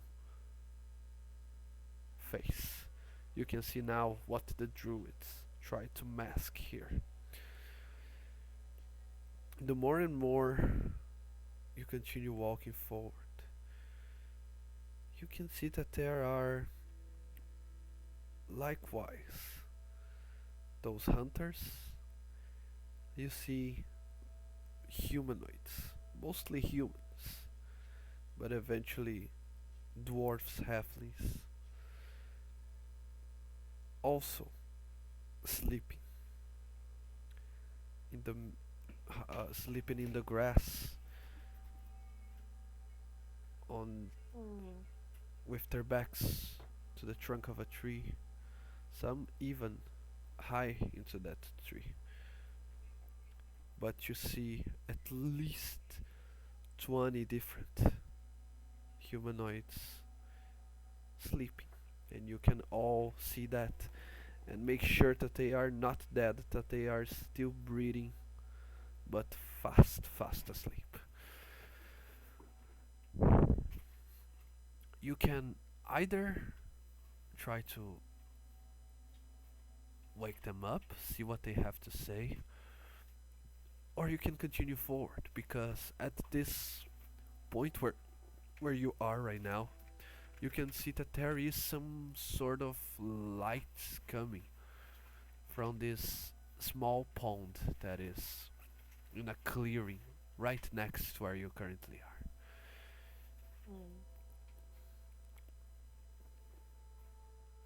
Lyra's Well, gonna keep moving forward. She doesn't give a shit about the people. Okay. that seems ominous. Yeah. I think this is probably a puzzle. Probably. I thought we'd go over and just check the corpses. This is the guy who went and tried to fucking drink. Chris, you're very far Yeah, away from you're the super microphone. far from your mic. Yeah. Yeah. Yep. This better? Yeah, Yep. much Yes. better. Okay. Abathar is going to check out the bodies. This is the man who tried to drink from the vampire pool in the dungeon. This is not a man who like deals in nuance very well. He's going to go check it out. Yeah. So is Sigurd. Hey, Lyra, maybe they might know something, and if not, you can, I don't know, stab him again, I guess. Fair enough. Have we reached the center at this point? Yeah, so let's use the same map for both those situations. If any of you decided to leave the sleeping druids behind and go forward to the pond where the lights are coming from, you will see that is not a natural body of water, but instead what looks more like a pool with scribings in the stone and three totem-like poles specifically positioned to form this symbol. You may now position yourselves on the map where you wish to be, and let's say that on the south side here we'll put our sleeping druids and we'll have our interaction with them. Okay? I think, Let me just grab the druid stat block. I'll get a token soon. Yeah. Same.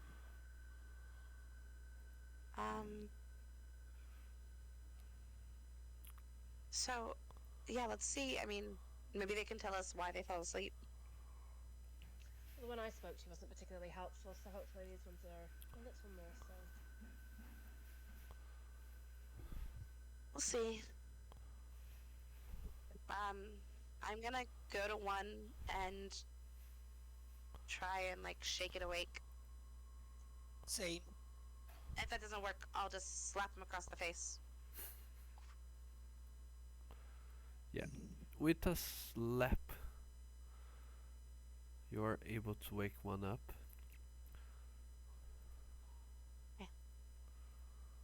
Hey. Good morning. What happened? Oh, I'm awake. Is it Mhm. time already? Uh, I'm sorry. Who are you? You're not from Time the circle. for. Oh, breathe, breathe, breathe, breathe. Uh, We walked in here and just saw everyone asleep and a bunch of glowing water. So we figured before we move forward, we should probably try to talk to people to see what put you to sleep. uh, why did you wake me up? I we I were just told you. still waiting. For what? For the ritual to be finished. It is still in process, isn't it? It can take I years. don't know. Well, Years. yes. So help a girl out. I'm a little in the dark. What does the ritual do? Before I tell you, why are you here? This is our forest. You shouldn't be able to see where our circle was being kept. We should be in hiding. Know a thing or two about druid circles. And I know y'all are super secretive bunch. I get that. A friend of ours, told us to come find y'all because we're trying to help them out with a thing. There's this horrible haze that's like hurting a whole bunch of people, and he wants us to get rid of it. And like no one's been able to be successful. And he said that you guys might be able to help us get rid of it by like containing the spell. Or giving us something that can contain the spell. So that like no one else gets hurt. Okay, And make stuff. a persuasion.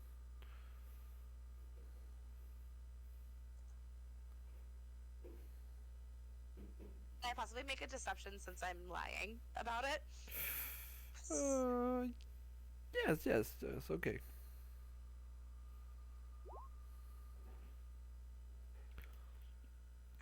Deceptive.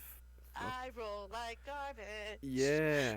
I have a Amazing. plus 10, I miss. guys. A plus 10. What the I hell? miss. I miss Ned. A plus 10 to I just want to deception. wake everybody up in the most rude way possible. Yeah.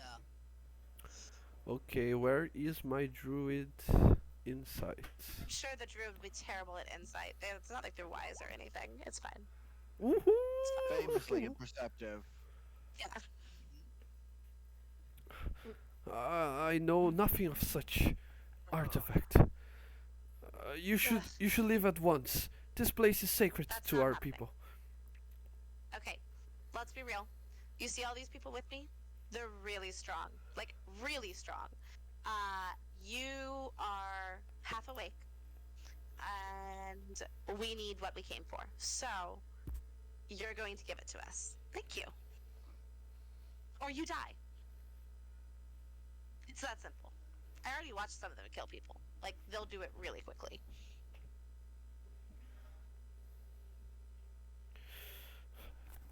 Uh,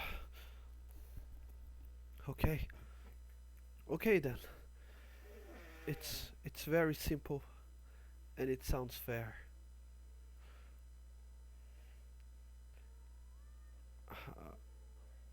A man of my ways, of my knowledge, should be able to tell when it's the right time to take a life.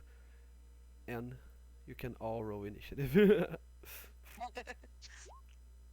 As Ooh. he says that,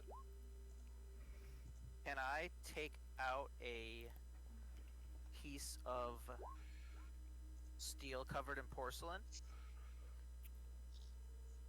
Yes. Pop my claws out and just drag them across it. Nails on a chalkboard fills the clearing. Oh, to wake them all up? In the most annoying way possible. Wait. Then there's more enemies. Oh well. Yeah, but they'll be disoriented and annoyed. True.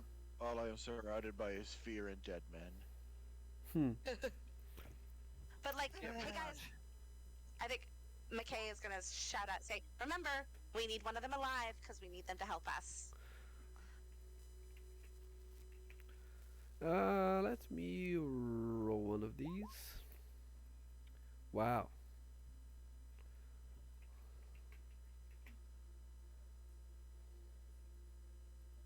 Hmm. Oh, they're Uh, so conveniently close to each other. no, I will just roll their initiative this way. I'm teasing. Yeah, yeah. I mean, you can leave them all clumped up together if you really want to. I don't have fireball with this one. I do, and I'm a warlock, so it's automatically upcasted. I have a fireball and I don't I mean, have the if fear they too. want to stay clumped, that's fine. Nobody cares. It's fine. I don't. It's fine. I knew I should have taken Horde Breaker. I told you. So did I. I blame Lauren. Okay. Okay, everyone is set. So this little guy here will. So many spells. Why the heck do I have Animal Messenger? Because you're a druid. Yeah. Speak with animals. Oh, the selection of amazing spells. Oh, Entangle is a good one. Okay, so what is the size of entanglement? 90 feet. Wow. Any creature find inside a 12, 20 foot square. Okay. 20 foot square.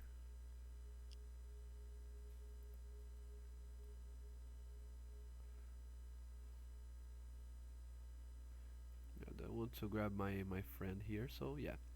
Everyone here gets entangled. So you have, oh, let me just, oh, it's public, okay. So you have to roll a DC 12 strength saving throw. Sorry, can you show me the area again? Yes, it's on, Yeah, I didn't see it either. it's on, damn it.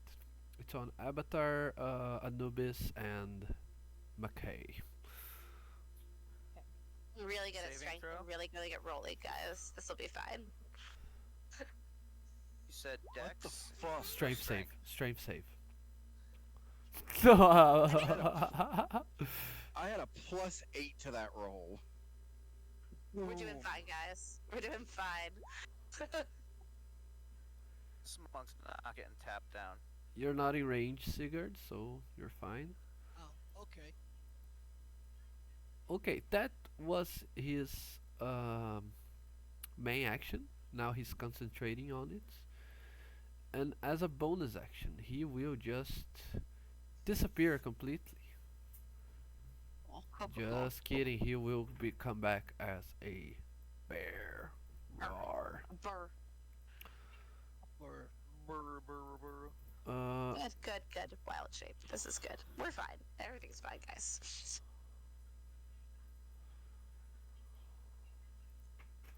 okay, and the bear can walk for 40 feet, so he will be right here. So okay, the first guy. Now it's Lyra's turn. Lyra is gonna start to laugh because finally this is getting exciting. And she is going to start to fly up into the air, activate her blade song, and then she's gonna drop a fireball on all these guys. Right over here. So I'm gonna hit all 4 of them. Oof. It is a DC 15.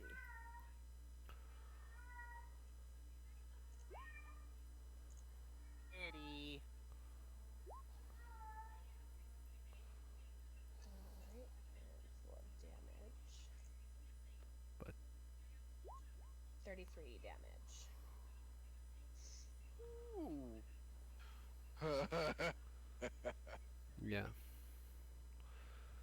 Okay, so DC 15, two of them completely died, and the other two are pretty hurt. Okay. 16 points of damage to the other ones. And I'm just gonna hover about 20 feet in the air.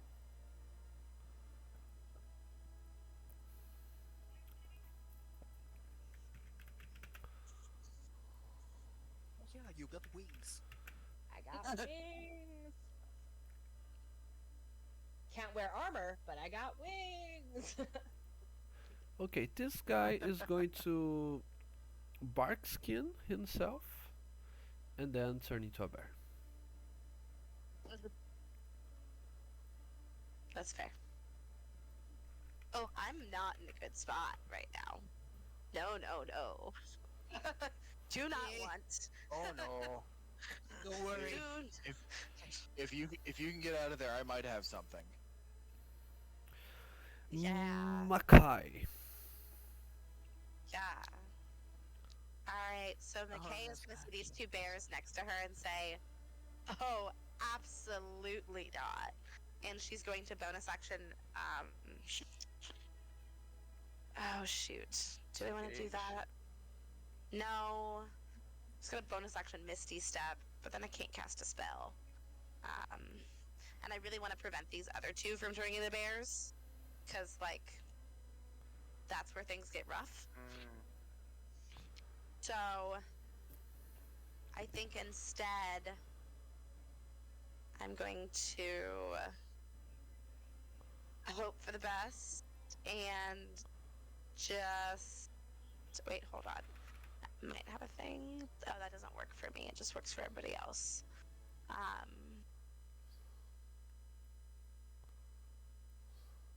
Bummer. Also, Okay, well that's fine. Yeah, my mantles can't affect me. It just affects other people, right? Yes. Yes. Okay. That's fine. That's fine. This is fine. She's just gonna look, I think, back at Abathar then and say, take care of this, and is going to, I think, risk the opportunity attacks to go this way. let me see what. Ooh, claws do more damage. Yeah, So that's fine. it's both of them, right? Yeah. And my AC is shit because I'm a bard. Okay, so I'm going to use, where'd it go? I have an ability here.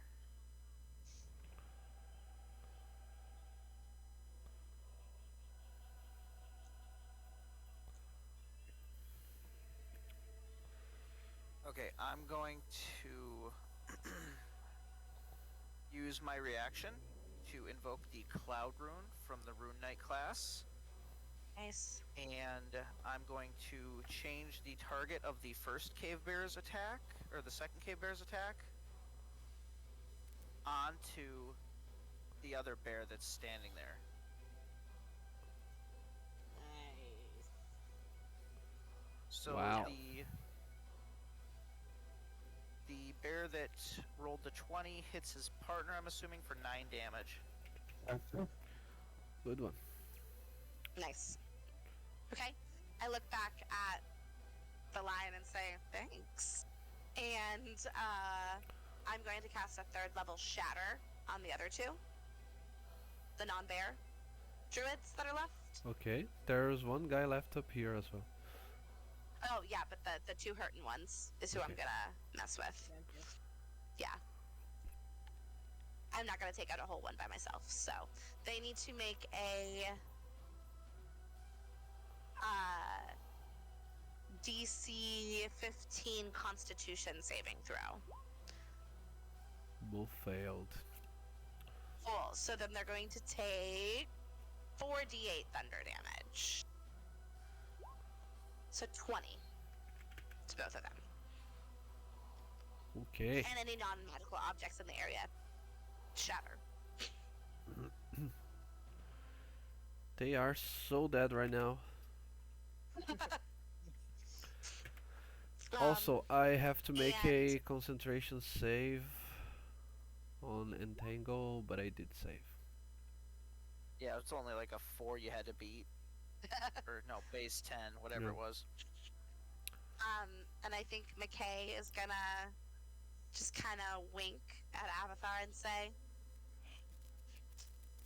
"Go mess him up," and you get a D8 Bardic Inspiration. Cool. Well, I was going to do something really cool, but now there's not enough targets to justify doing that cool thing. So here's what Ab's going to do. Ab is going to draw his vampiric glaive, twirling it one-handed like a baton.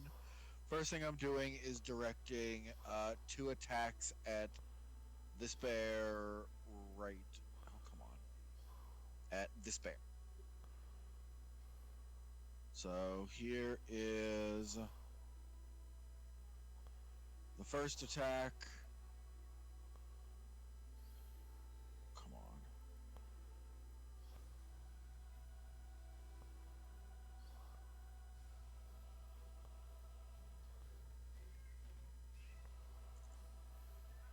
Oh, this sucks. Hang on. There we go. Does a 13 hit? Which one? Sorry? The bears.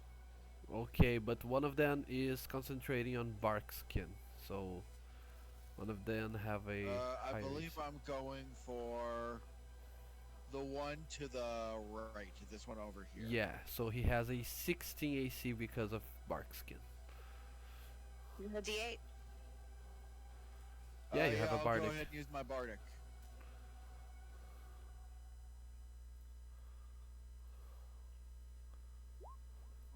Oh Damn it, no! that's a 15. Bummer. Alright, then I am going to make my second attack. That's a 24, that'll hit. Yeah. That is 12 points of damage.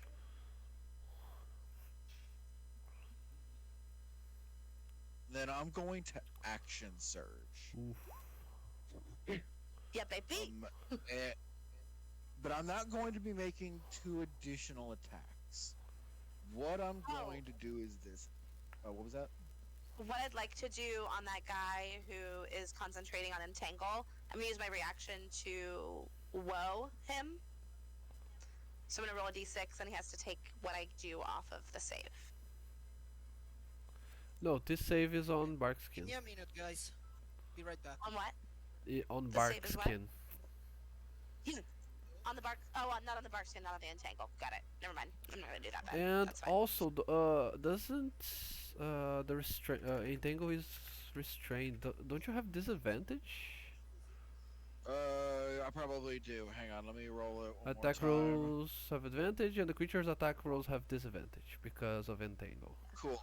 Unless you want to. Cool. So that's going to miss. No, unless you want to do that thing barbarians do. What is it called? Reckless. I'm not a barbarian anymore. I reclassed into Cavalier Fighter. Oh, yeah, I thought you were a barbarian with Gestalt fighter, so it's the opposite way around. She's the Yes, other way. I not. Yeah. Yeah, so I'm that's gonna do right. You something just different. action surge. So why the hell am I? Am I? Yeah, I'm going to action surge, but Abathar isn't going to attack. You see, Abathar takes his thumb and jams it into his chest, like right above his heart. And you see that like the tattoos on his chest begin to glow. I am going to activate my rare magical item, which is a 5th level spell rot tattoo that contains Steel Wind Strike. Ooh. Dang, pulling it out immediately. I like it. I'm having a bad turn. So, couple of things happen. Abathar twirls his glaive one more time and utters an ancient elf incantation. And he just disappears, just fully disappears. I'm going to make 3 attacks against the guys that are standing. I can make attacks against all of them. And because I've disappeared, I do not believe I'm restrained any longer. This is a teleport effect, so I've teleported out of the restraint. So, because it's a spell rot tattoo, I am going to make these with a +9, because 5th level spell rots give a +9. So, here is the first attack. Oh, sorry for that. This is a Uh, 22 hit. I think it is your weapon attack. It is only a +9 if it is a spell attack. In this case, you make a weapon attack. Make a melee. No, Steel Wind No, Strike spell specifies attack. it is Spell a, attack. Spell attack. it is a melee spell attack, Yeah. and the spell rot tattoo gives it the modifier of +9 Okay. because it's a 5th level spell. Okay. So that is a 22 to hit on the bark skin one. Okay. So this one is a 22. This one is going to be a 13 to hit. Does that hit? Yes, it hits. And then I'm going to go against this last druid right here. An 18 to hit the druid. Does that hit? Yes, it hits. Cool. So that is going to be 6d10 force damage per hit. Wow. Oh. It's a 5th level That's spell. gross. Alive. Well, the bears will turn back to human. So. That's true. So here's the first one. 41 damage. Wow. That's against Damn. Barks. That's against Barkskin. This is against non-Barkskin bear. 43 damage against the non-Barkskin bear and against the druid. He's probably dead already. 30. God. Yeah. Even at full and then HP. finally, to finish it out, Abathar is going to reappear within 5 feet of one of the targets that he attacked. I'm going to reappear in front of this bear down here. And because I took the attack action with my first attack, I am going to now use my bonus action to make a Polearm Master attack against this guy. Oof. Damn, boy. That's a 21 to hit. It hits. And there's an extra one added to this. That is... Hang on. That's 8 points of damage Okay. to the newly re-druified druid. Okay. So you see Abathar do some fucking crazy shit. So much. Yeah, the entangle is no more, and now let's see the bark skin. He took 41, so yeah, he needed at least a 20, so he's not bark skinned anymore. Back to But he retained bear form, which is impressive, to be Yeah. honest. Mm-hmm. yeah, bears are tanky. So is that all, Avatar? Is that all? Yep, that's No- my turn. Don't you want to do anything else? There's Manova. I'm pretty much useless for the rest of the game. Only basic attacks from now on. What do you mean? Where's my macchiato? Blew his load on the first combat encounter. I like the idea that nobody saw that happen, that Abathar did this unspeakably cool thing and everybody missed it. Oh, they fell back asleep. Neat.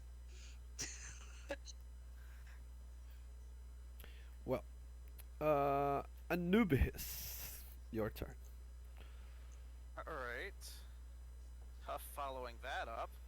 Right. So, bonus action. I am going to imbue myself with the might of giants. Oof. My size jumps up too large to match the size of the bears. once on each of the turns, one of my attacks with a weapon or unarmed strike can deal an extra 1d6 damage to target on a hit, and I have advantage on strength checks and saving throws. I will look at the bear and the druid here, and I believe they're in a 20-foot cone at the moment. So Anubhiss will open his mouth, roar, and unleash a wave of draconic energy in a 20-foot cone that is fire damage. They each need to make a DC 15 saving throw dex. And they will be taking 2d6 on a fail, and half as much on a save, so 6 No. 3. Yeah, that was kind of donk. But That's so hey, cool. 6 damage to each of them. Okay, the bear is gone, and he takes 5 damage on his normal self. Okay. I will move a little bit here. And I will strike the one that is almost dead with my fists. Because I can.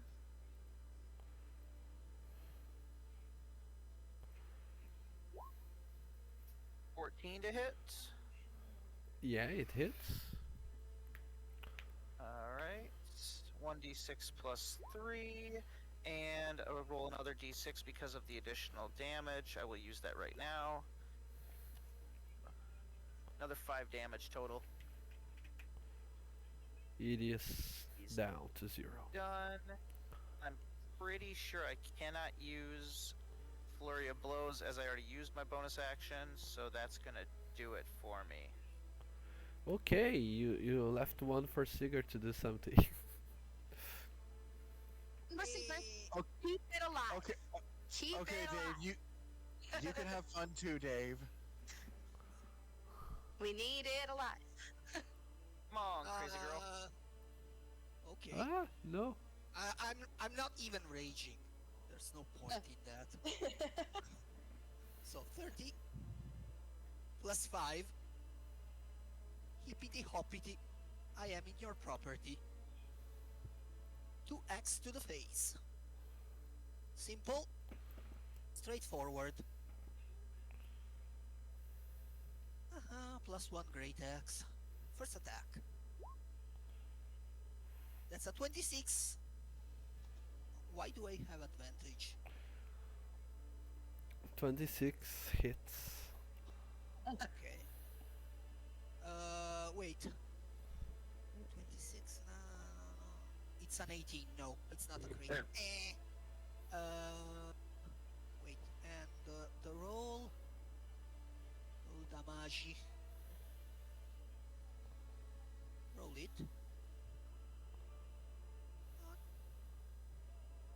Did it roll? Did you see any? Ah, 13. Second attack. Oof. Crit. No, it's a 10. Yeah, you crit failed because you're following the plan of leaving it alive, right? Yeah, No, that's exactly why. absolutely not. I didn't hear that. Oh my god.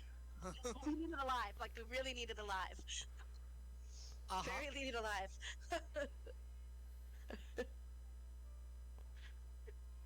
Very much need it alive. So that was Sigurd's turn. So Yep. next one is Lyra. I am going to fly. Wait, isn't it the druid's turn? Oh, that druid's Not He, that he turn. loses. Yeah. Yeah, he loses. Definitely loses. Tie breaks. Fly here, kind of. I'm still like 5 feet in the air, and I'm gonna hold out my blade and like not stab at, but just like threatening, and I'm gonna say, "Look, we've already killed all your friends, and while I would love to add you to my collection, give up, and we won't kill you. Do we have a deal?"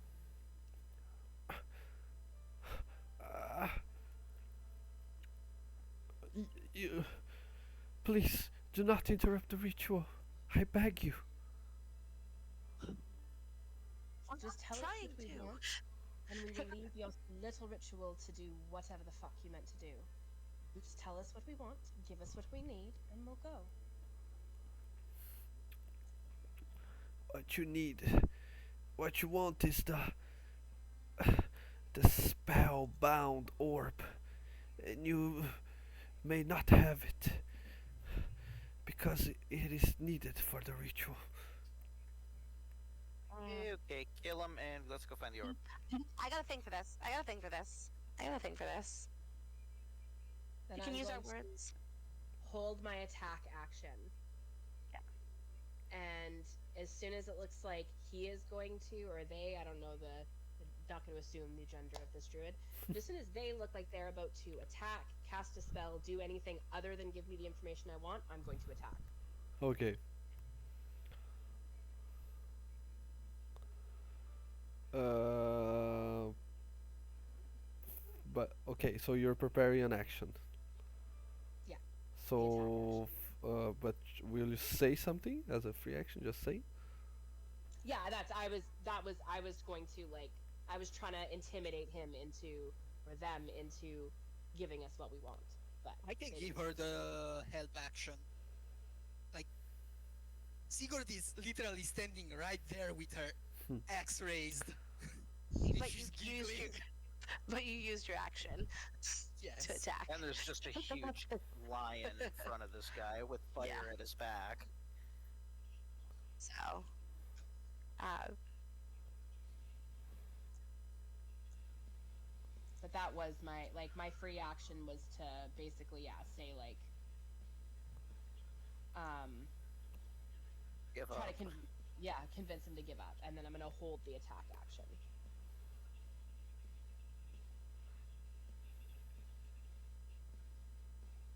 Okay. Basically, I'm waiting for Michaela to use her words.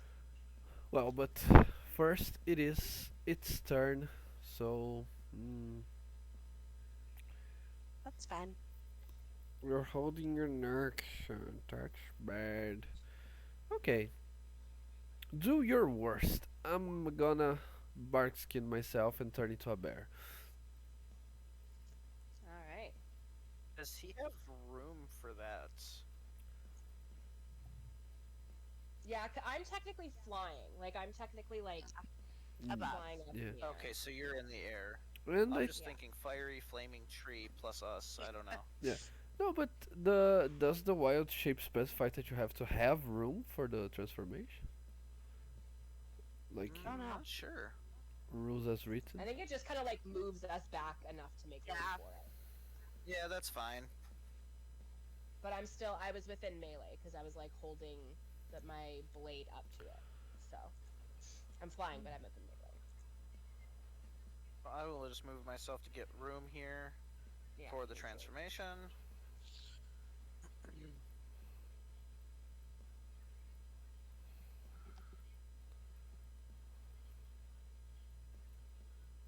Okay, but you can do your Alright. prepared action. So first, I'm going to just first strike with my Hellfire Rapier. That is a 20. That hits, and I think it will kill Uh, him. Oof. Oh no. What's the bear? For 6 damage. No, since he did something first, so I'm assuming Okay. that triggered the attack before his bonus action transformation. Gotcha. Okay, so And only then I'm gonna follow that up because I get 2 attacks and with my blade not skill, as I a was reaction. Not on prepared action. Yeah. Oh shit! Like that. Right. Yeah. It's okay. Right. That's actually honestly better. Right. That is Honestly not better. something. No, not a bad thing. But now he's a Got some bear. shenanigans, don't you? I do. I do. I do. A bear with I have 16 some AC. I have some bard. I have some bard shenanigans. Okay, you What took was a thing. that, Ariel? No, it is. Yeah, he is now a full HP bear with 16 AC, just so you know. But it's fine. go on, Six- McKay, you're 60 next. AC. Oh. 16 AC because he bark skinned. Yeah. Oh, Uh, right. Yeah. That's fine. That's fine. We're fine. Um, that's all right. Because what we're gonna do, because it's my turn now, right? Yeah. Yeah. Okay. So, as a bonus action, I am going to spend a bardic inspiration to cast command as a bonus action. Um, with my mantle of majesty, that will last for a minute on the bear. So he needs to make a DC 15 wisdom saving throw. Wisdom saving throw. Okay, now this is another one.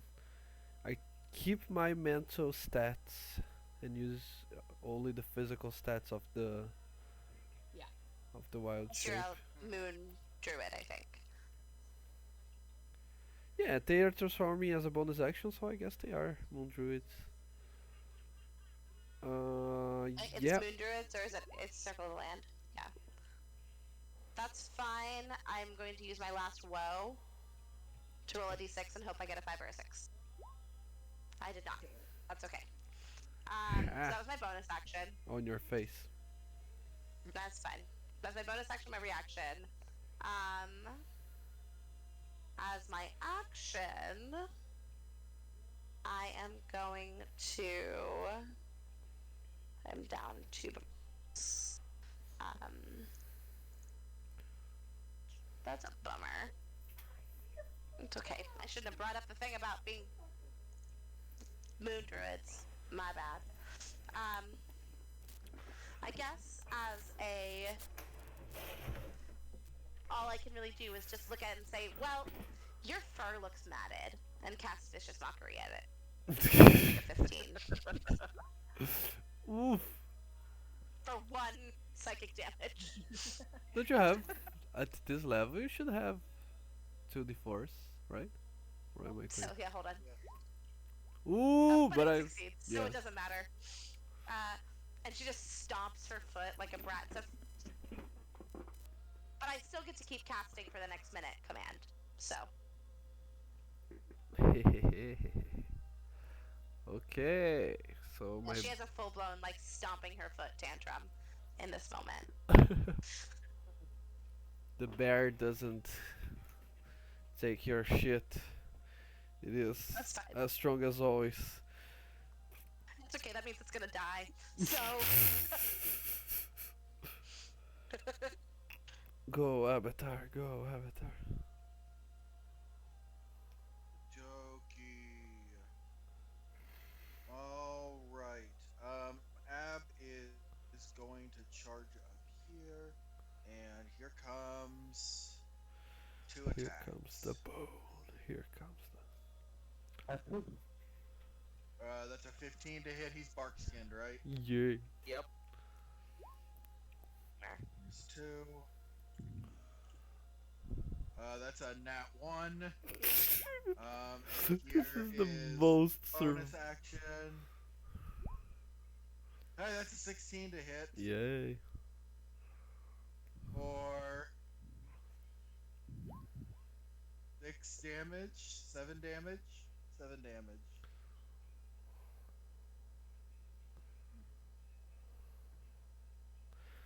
Okay. If that is all, I'll go ahead and mark him.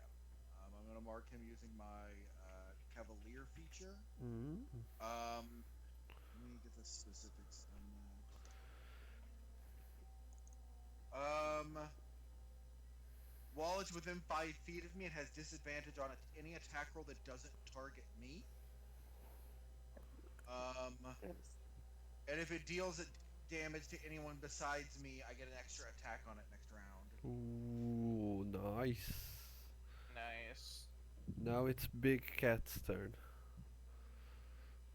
Right. Anubhiss is going to pull his dedicated monk weapon, a sickle, out and slice at the bear. 15 to hit. So that's gonna be 8 damage on that. Do the extra d6 from the size up. So that is 12 damage there. Okay. I will invoke my fire rune. Since I hit him with an attack using a weapon, I summon Fiery Shackles. He takes an extra 2d6 fire damage, and he has to succeed on a strength saving throw or be restrained for 1 minute. And if he is restrained by the shackles, he takes 2d6 fire damage at the start of each of its turns, but it can repeat the saving throw at the end of each of its turns to banish the shackles with a success. So 2d6 here. So 10 fire damage. And the save is only afterwards, not on the first turn? He has to make a saving throw right away, or he is restrained. Okay. A save off? Strength 15, I do believe. Wow, I'm nailing this saves. Yeah, tough. That's Because he is alright. a bear. That's only That tracks. Yep. That is first attack. Second attack is unarmed.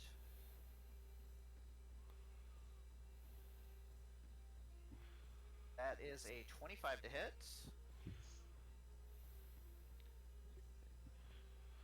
That is 9 damage. And let's see here.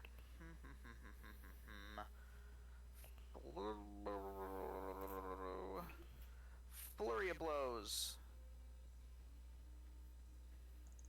2 more attacks. Another 25 to hit. That is another 9 points of damage. Another And 9. another 23 to hit. Okay, just a second. Okay, so he takes 2 points of damage. He comes back to his normal form. And he was sitting at only 3 HP, so So he's down. the third attack. He's down, not lethal. Oh, If that's okay. the case, once he reverts. Unconscious it is.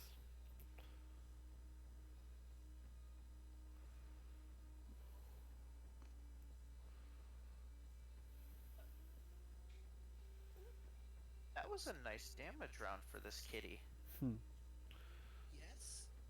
Does anyone have any rope? Let's tie him up. I can bring him back to consciousness.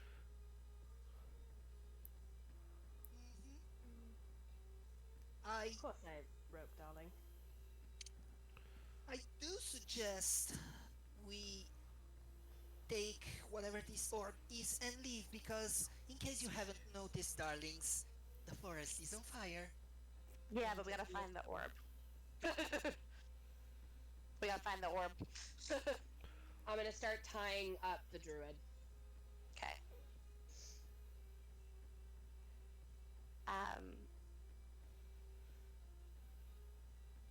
And once the druid is tied up completely, I'm going to cast a first level Cure Wounds on it. Or Okay. Healing Word on it. I'm not gonna waste a Cure Wounds on it. You should gag him so he can't spellcast. And Restrain Hands, because it's he's restrained Yes. too. Oh, Wake up Lyra that knows how to first tie a bleed. bitch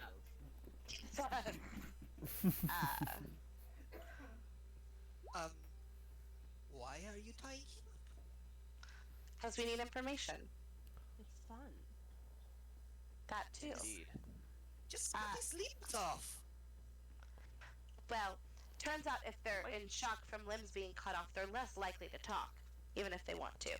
So, And they bleed out too fast. yeah.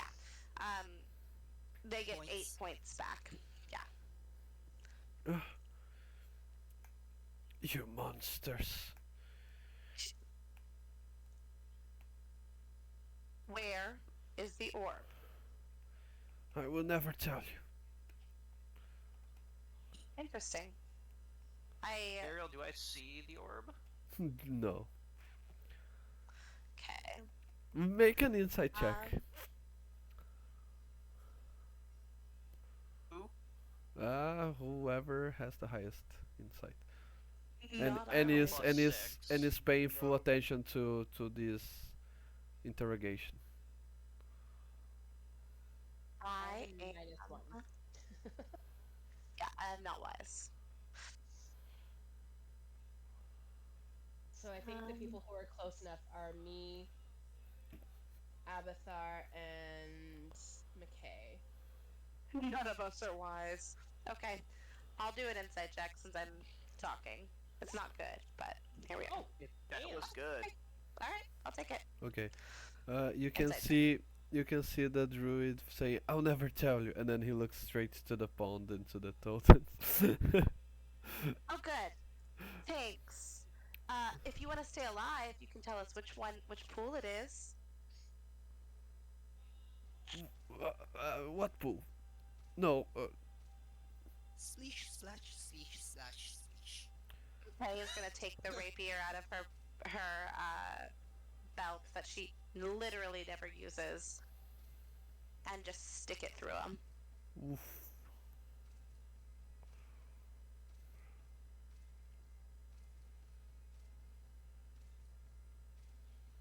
Hmm.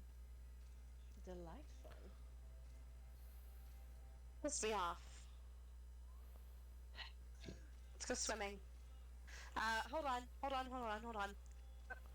Before we get into this water, it may not do anything to us, but just to be safe, I'm going to take out my cards and they kind of float in the air. And I'm going to use them to cast protection from evil and good from whoever wants to go into the water. The person who's going to go into the water. Sigurd is already in. She don't give a fuck. No, I'm actually not going to cast it on Sigurd though, because she like McKay is already irritated with her not listening to her, so she's going to cast it probably on Lyra, to be honest. And I will gladly take it. Thank you, darling.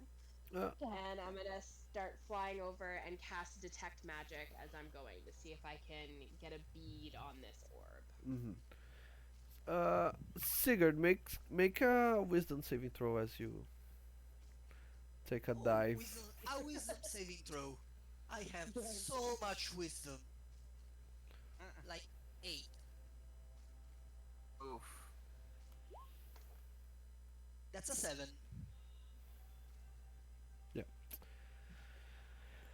As soon as your dwarf friend, Sigurd's a dwarf, right? Yes. As Of soon course. as the dwarf barbarian jumps into the pond, she also falls asleep, and you can see her body quickly plunging down into the surprisingly deep pool of water.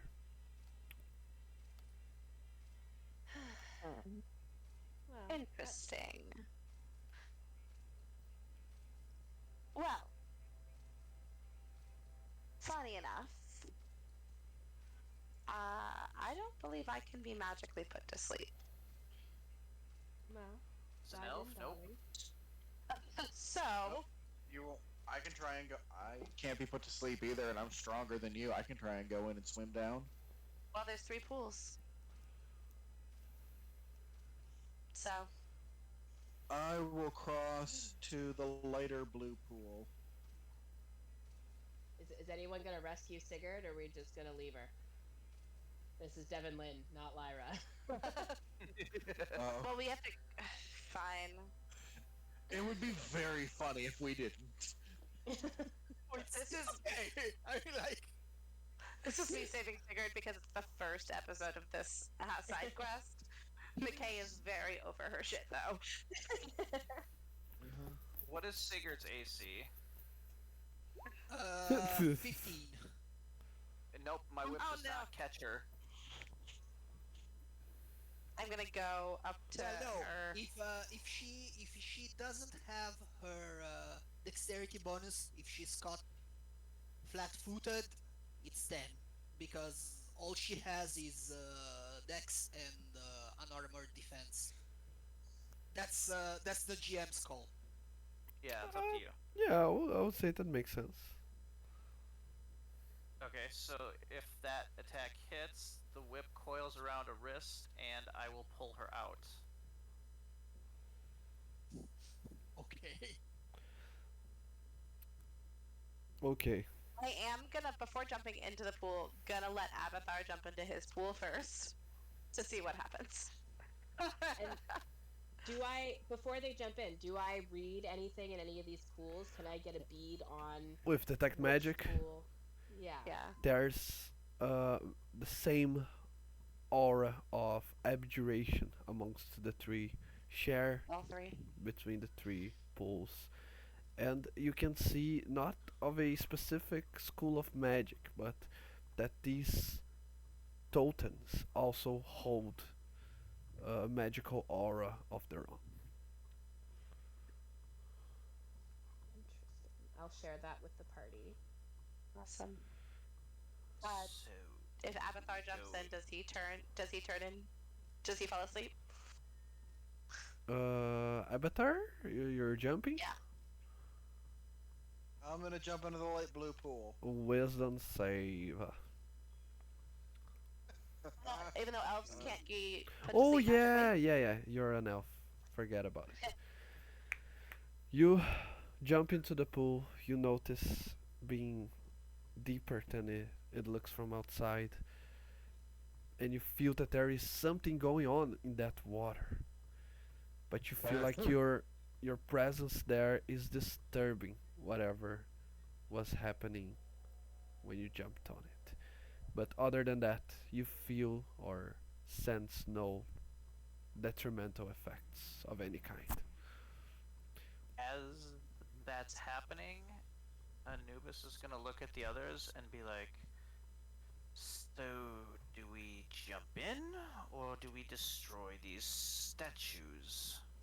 Well, let Abathar and I jump into the pool, see if there's anything at the bottom of them, because we won't fall asleep. Once we get out, then we destroy the statues, because like maybe destroying the statues while we're in the pools would do something to the pool and then kill us. So that might suck. And then McKay's gonna jump into the one that Sigurd was in and just see if I can search around and find like an orb of any kind.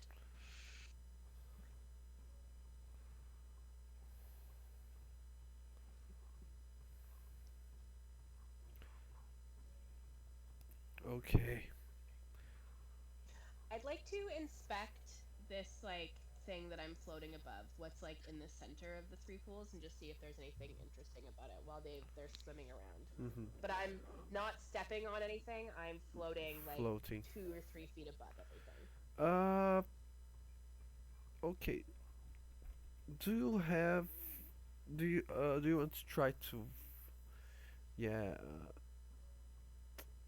You see that there are writings. Okay. More like runes carved into the stone, but it is no language that you have prior knowledge to. Does it look like a type of language though?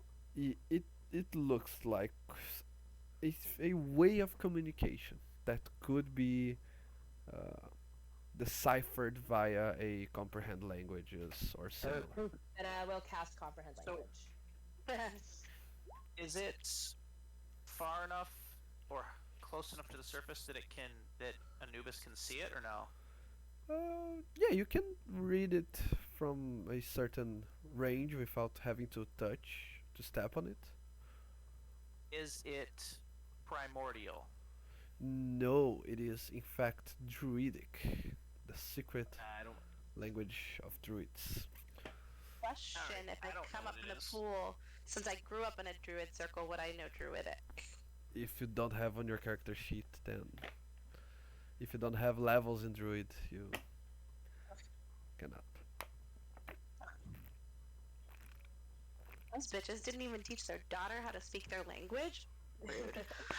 I think they did. I think she just ignored it. No, they She didn't just- teach me. No, they didn't teach me. It's fine. That was accidental. I should be able to read it with comprehend languages though. Yeah, you are able to. I love that. On one hand, McKay is like, "Oh, this we just didn't teach me." On the other hand, she was like, never interested in learning the ways, and then when they, Absolutely tried. Absolutely tried to teach her. She yeah, 100% did not pay attention. and when they pressured her, so you want to do this or not? She ran away and found a bunch of For hobos. a bunch She of found out to people. party. Yeah. Well, with comprehend languages activated, Lyra, you start to read the incantations of said ritual. It seems to you through that it's been written by those with very vast magical knowledge. It even puzzles you because such a ritual doesn't look like the type that nature loving druids would want to cast. It is something uh, how could I say it is something akin to the search of immortality that many wizards undergo, but it's something more communal than, let's say, for example, lichdom or vampiric traits. It And we seems killed to all of you, them. yeah, it seems to you that in a certain part of this forest, maybe the one that was kept safe via the illusion that you cracked some minutes prior, all of the creatures there would simply die, and with their souls, their soul power, they would feed an ancient forest spirit that would gain more power through it, gain more agency, because judging by the way that it is written, said entity is weak right now, at least compared to what it once was. After careful analysis, you start to think that just like the whole continent of Korea, this forest, this pool, these totems once belonged to a now dead and lost to time elven culture. Maybe maybe one that not even in the far reaches of Celsi still lives.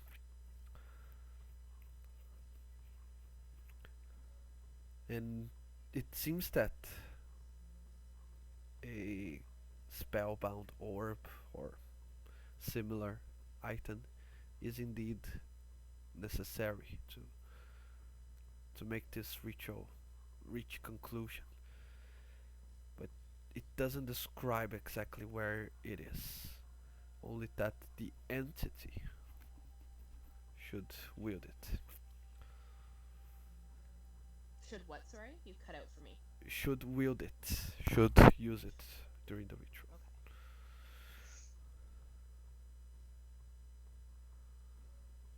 Well, I will tell that to my friends. And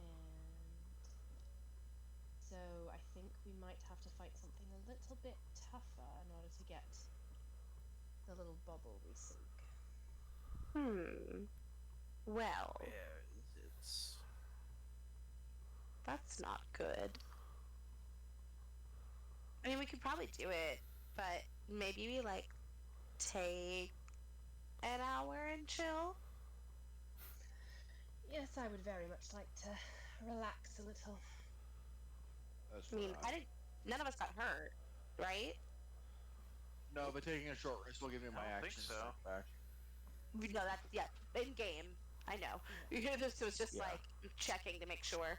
Um, yeah, And I get my Abathar is runes back, so yeah. yeah, Bardic's Ab is too. visibly winded. Oh, oh, can you stand a big boy? It's fine. I'm fine. Okay. I think we'll rest here then. Okay, a short Short rest. rest. Yeah. Perfect. And then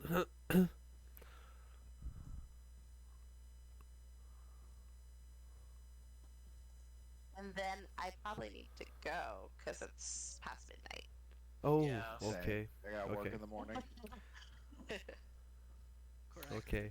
I wanted to. I was about to end on a cliffhanger once you Okay. discover what to do, but no, Go ahead. it's a good Yeah. one.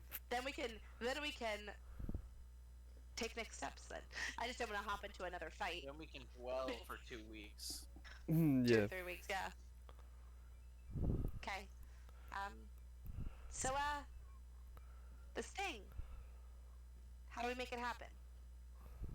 Do we just yell, hey, monster, come and get it? Unfortunately, they didn't. They told me a lot about it in this writing, but no instructions on how to summon, find, or get the attention of this thing. But it is weak right now since we slaughtered all of its energy offerings, so that's a bit disappointing, really, but it should still be fun. I mean, what if we just tossed all of his dead worshippers into his pool? Think that get his attention? Certainly with a try. Huh? What happened? You went for a dip and you fell asleep. Oh, You can't swim, can you? Muscles.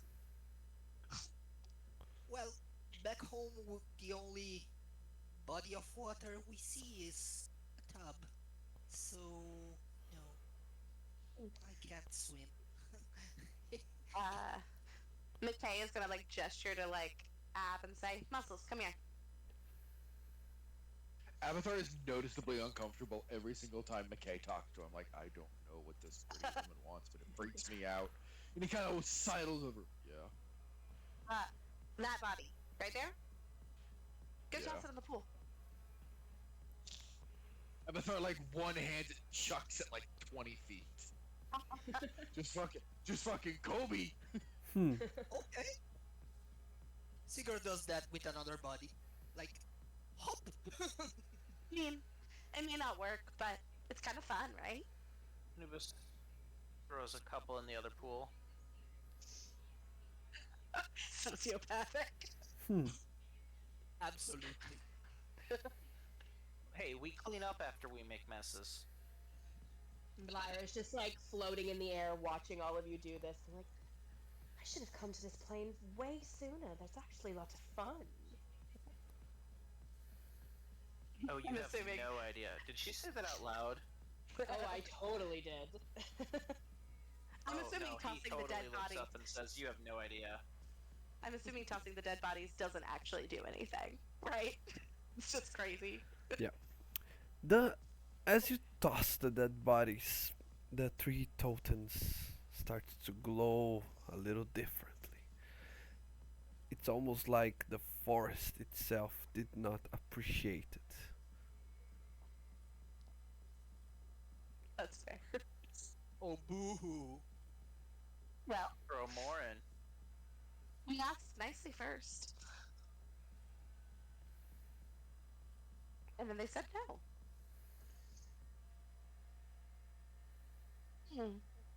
I wonder Yeah, if making the forest angry is gonna help. You look back, there is at least 1 hour of fire You already uncontained. lit it on fire. Yeah. Yep. I don't know, Sigurd got dear. what she wanted after all. I mean, if that's your idea of diplomacy, maybe next time you should let me speak. We would have had the same results quicker. Yeah. Just saying, huh? Yeah, let's see how that works. Crazy. And she's just gonna take like one of the flaming like sticks basically and toss it to the side of the forest that's not on fire. I'm not crazy. I mean, love. I would like to take a look at the That was totems rude. and see if I can see anything in them that would indicate like I don't know, something about how to get this creature's attention, especially now that I have comprehend languages up. Mm-hmm. Uh, well, you see clearly, warning during the the making of the ritual. Do not harm or let the totems be destroyed in any way. Perfect. Attack. Okay. As you Won't attack, do anything, but I'm just gonna kick one of them. as you I'm gonna Fly treat him over like a this scratchy one. post. Yeah, I'm gonna go, kitten, come here, please. Give this a scratch. you're not big anymore, Here. right? Comes right on over. I can be. I mean, it lasts for a minute, but I can just Oh, okay. jack back We did up. a short rest. Yeah, we did a short We rest. we did. Yeah, we did a short Yeah. rest Okay. before doing all this. Also, quick question, DM. Yes. My temp HP from my I don't know, one of my things. The dark gift. Dark One's Blessing. Yes. Does that reset on a short rest or a long rest? Oof. Good question. Uh, l- Most temp HP is a long rest, but I wasn't sure yeah. because it doesn't specify. Write that down and I'll take a look during the week. Because now, as you scratch, as you kick, or as you try to destroy the totem, you anger the spirit that uh, lurks inside of it. Out of it, you see the ghostly form of an long gone elf mage floating, hovering from within it, and manifesting in front of you. It is like a wraith, like a creature Fucker. you probably seen or faced in the past, but it is somehow you know it much, much darker and powerful than a normal one. With mere seconds Yep. apart, its other two buddies emerge from the other two totems, and they screech at the disturbance and at the interference of their evil ritual, and they will attack you with their powerful spells because these are arcane or elven wraiths that can do magic. But that remains to be seen next week. Okay.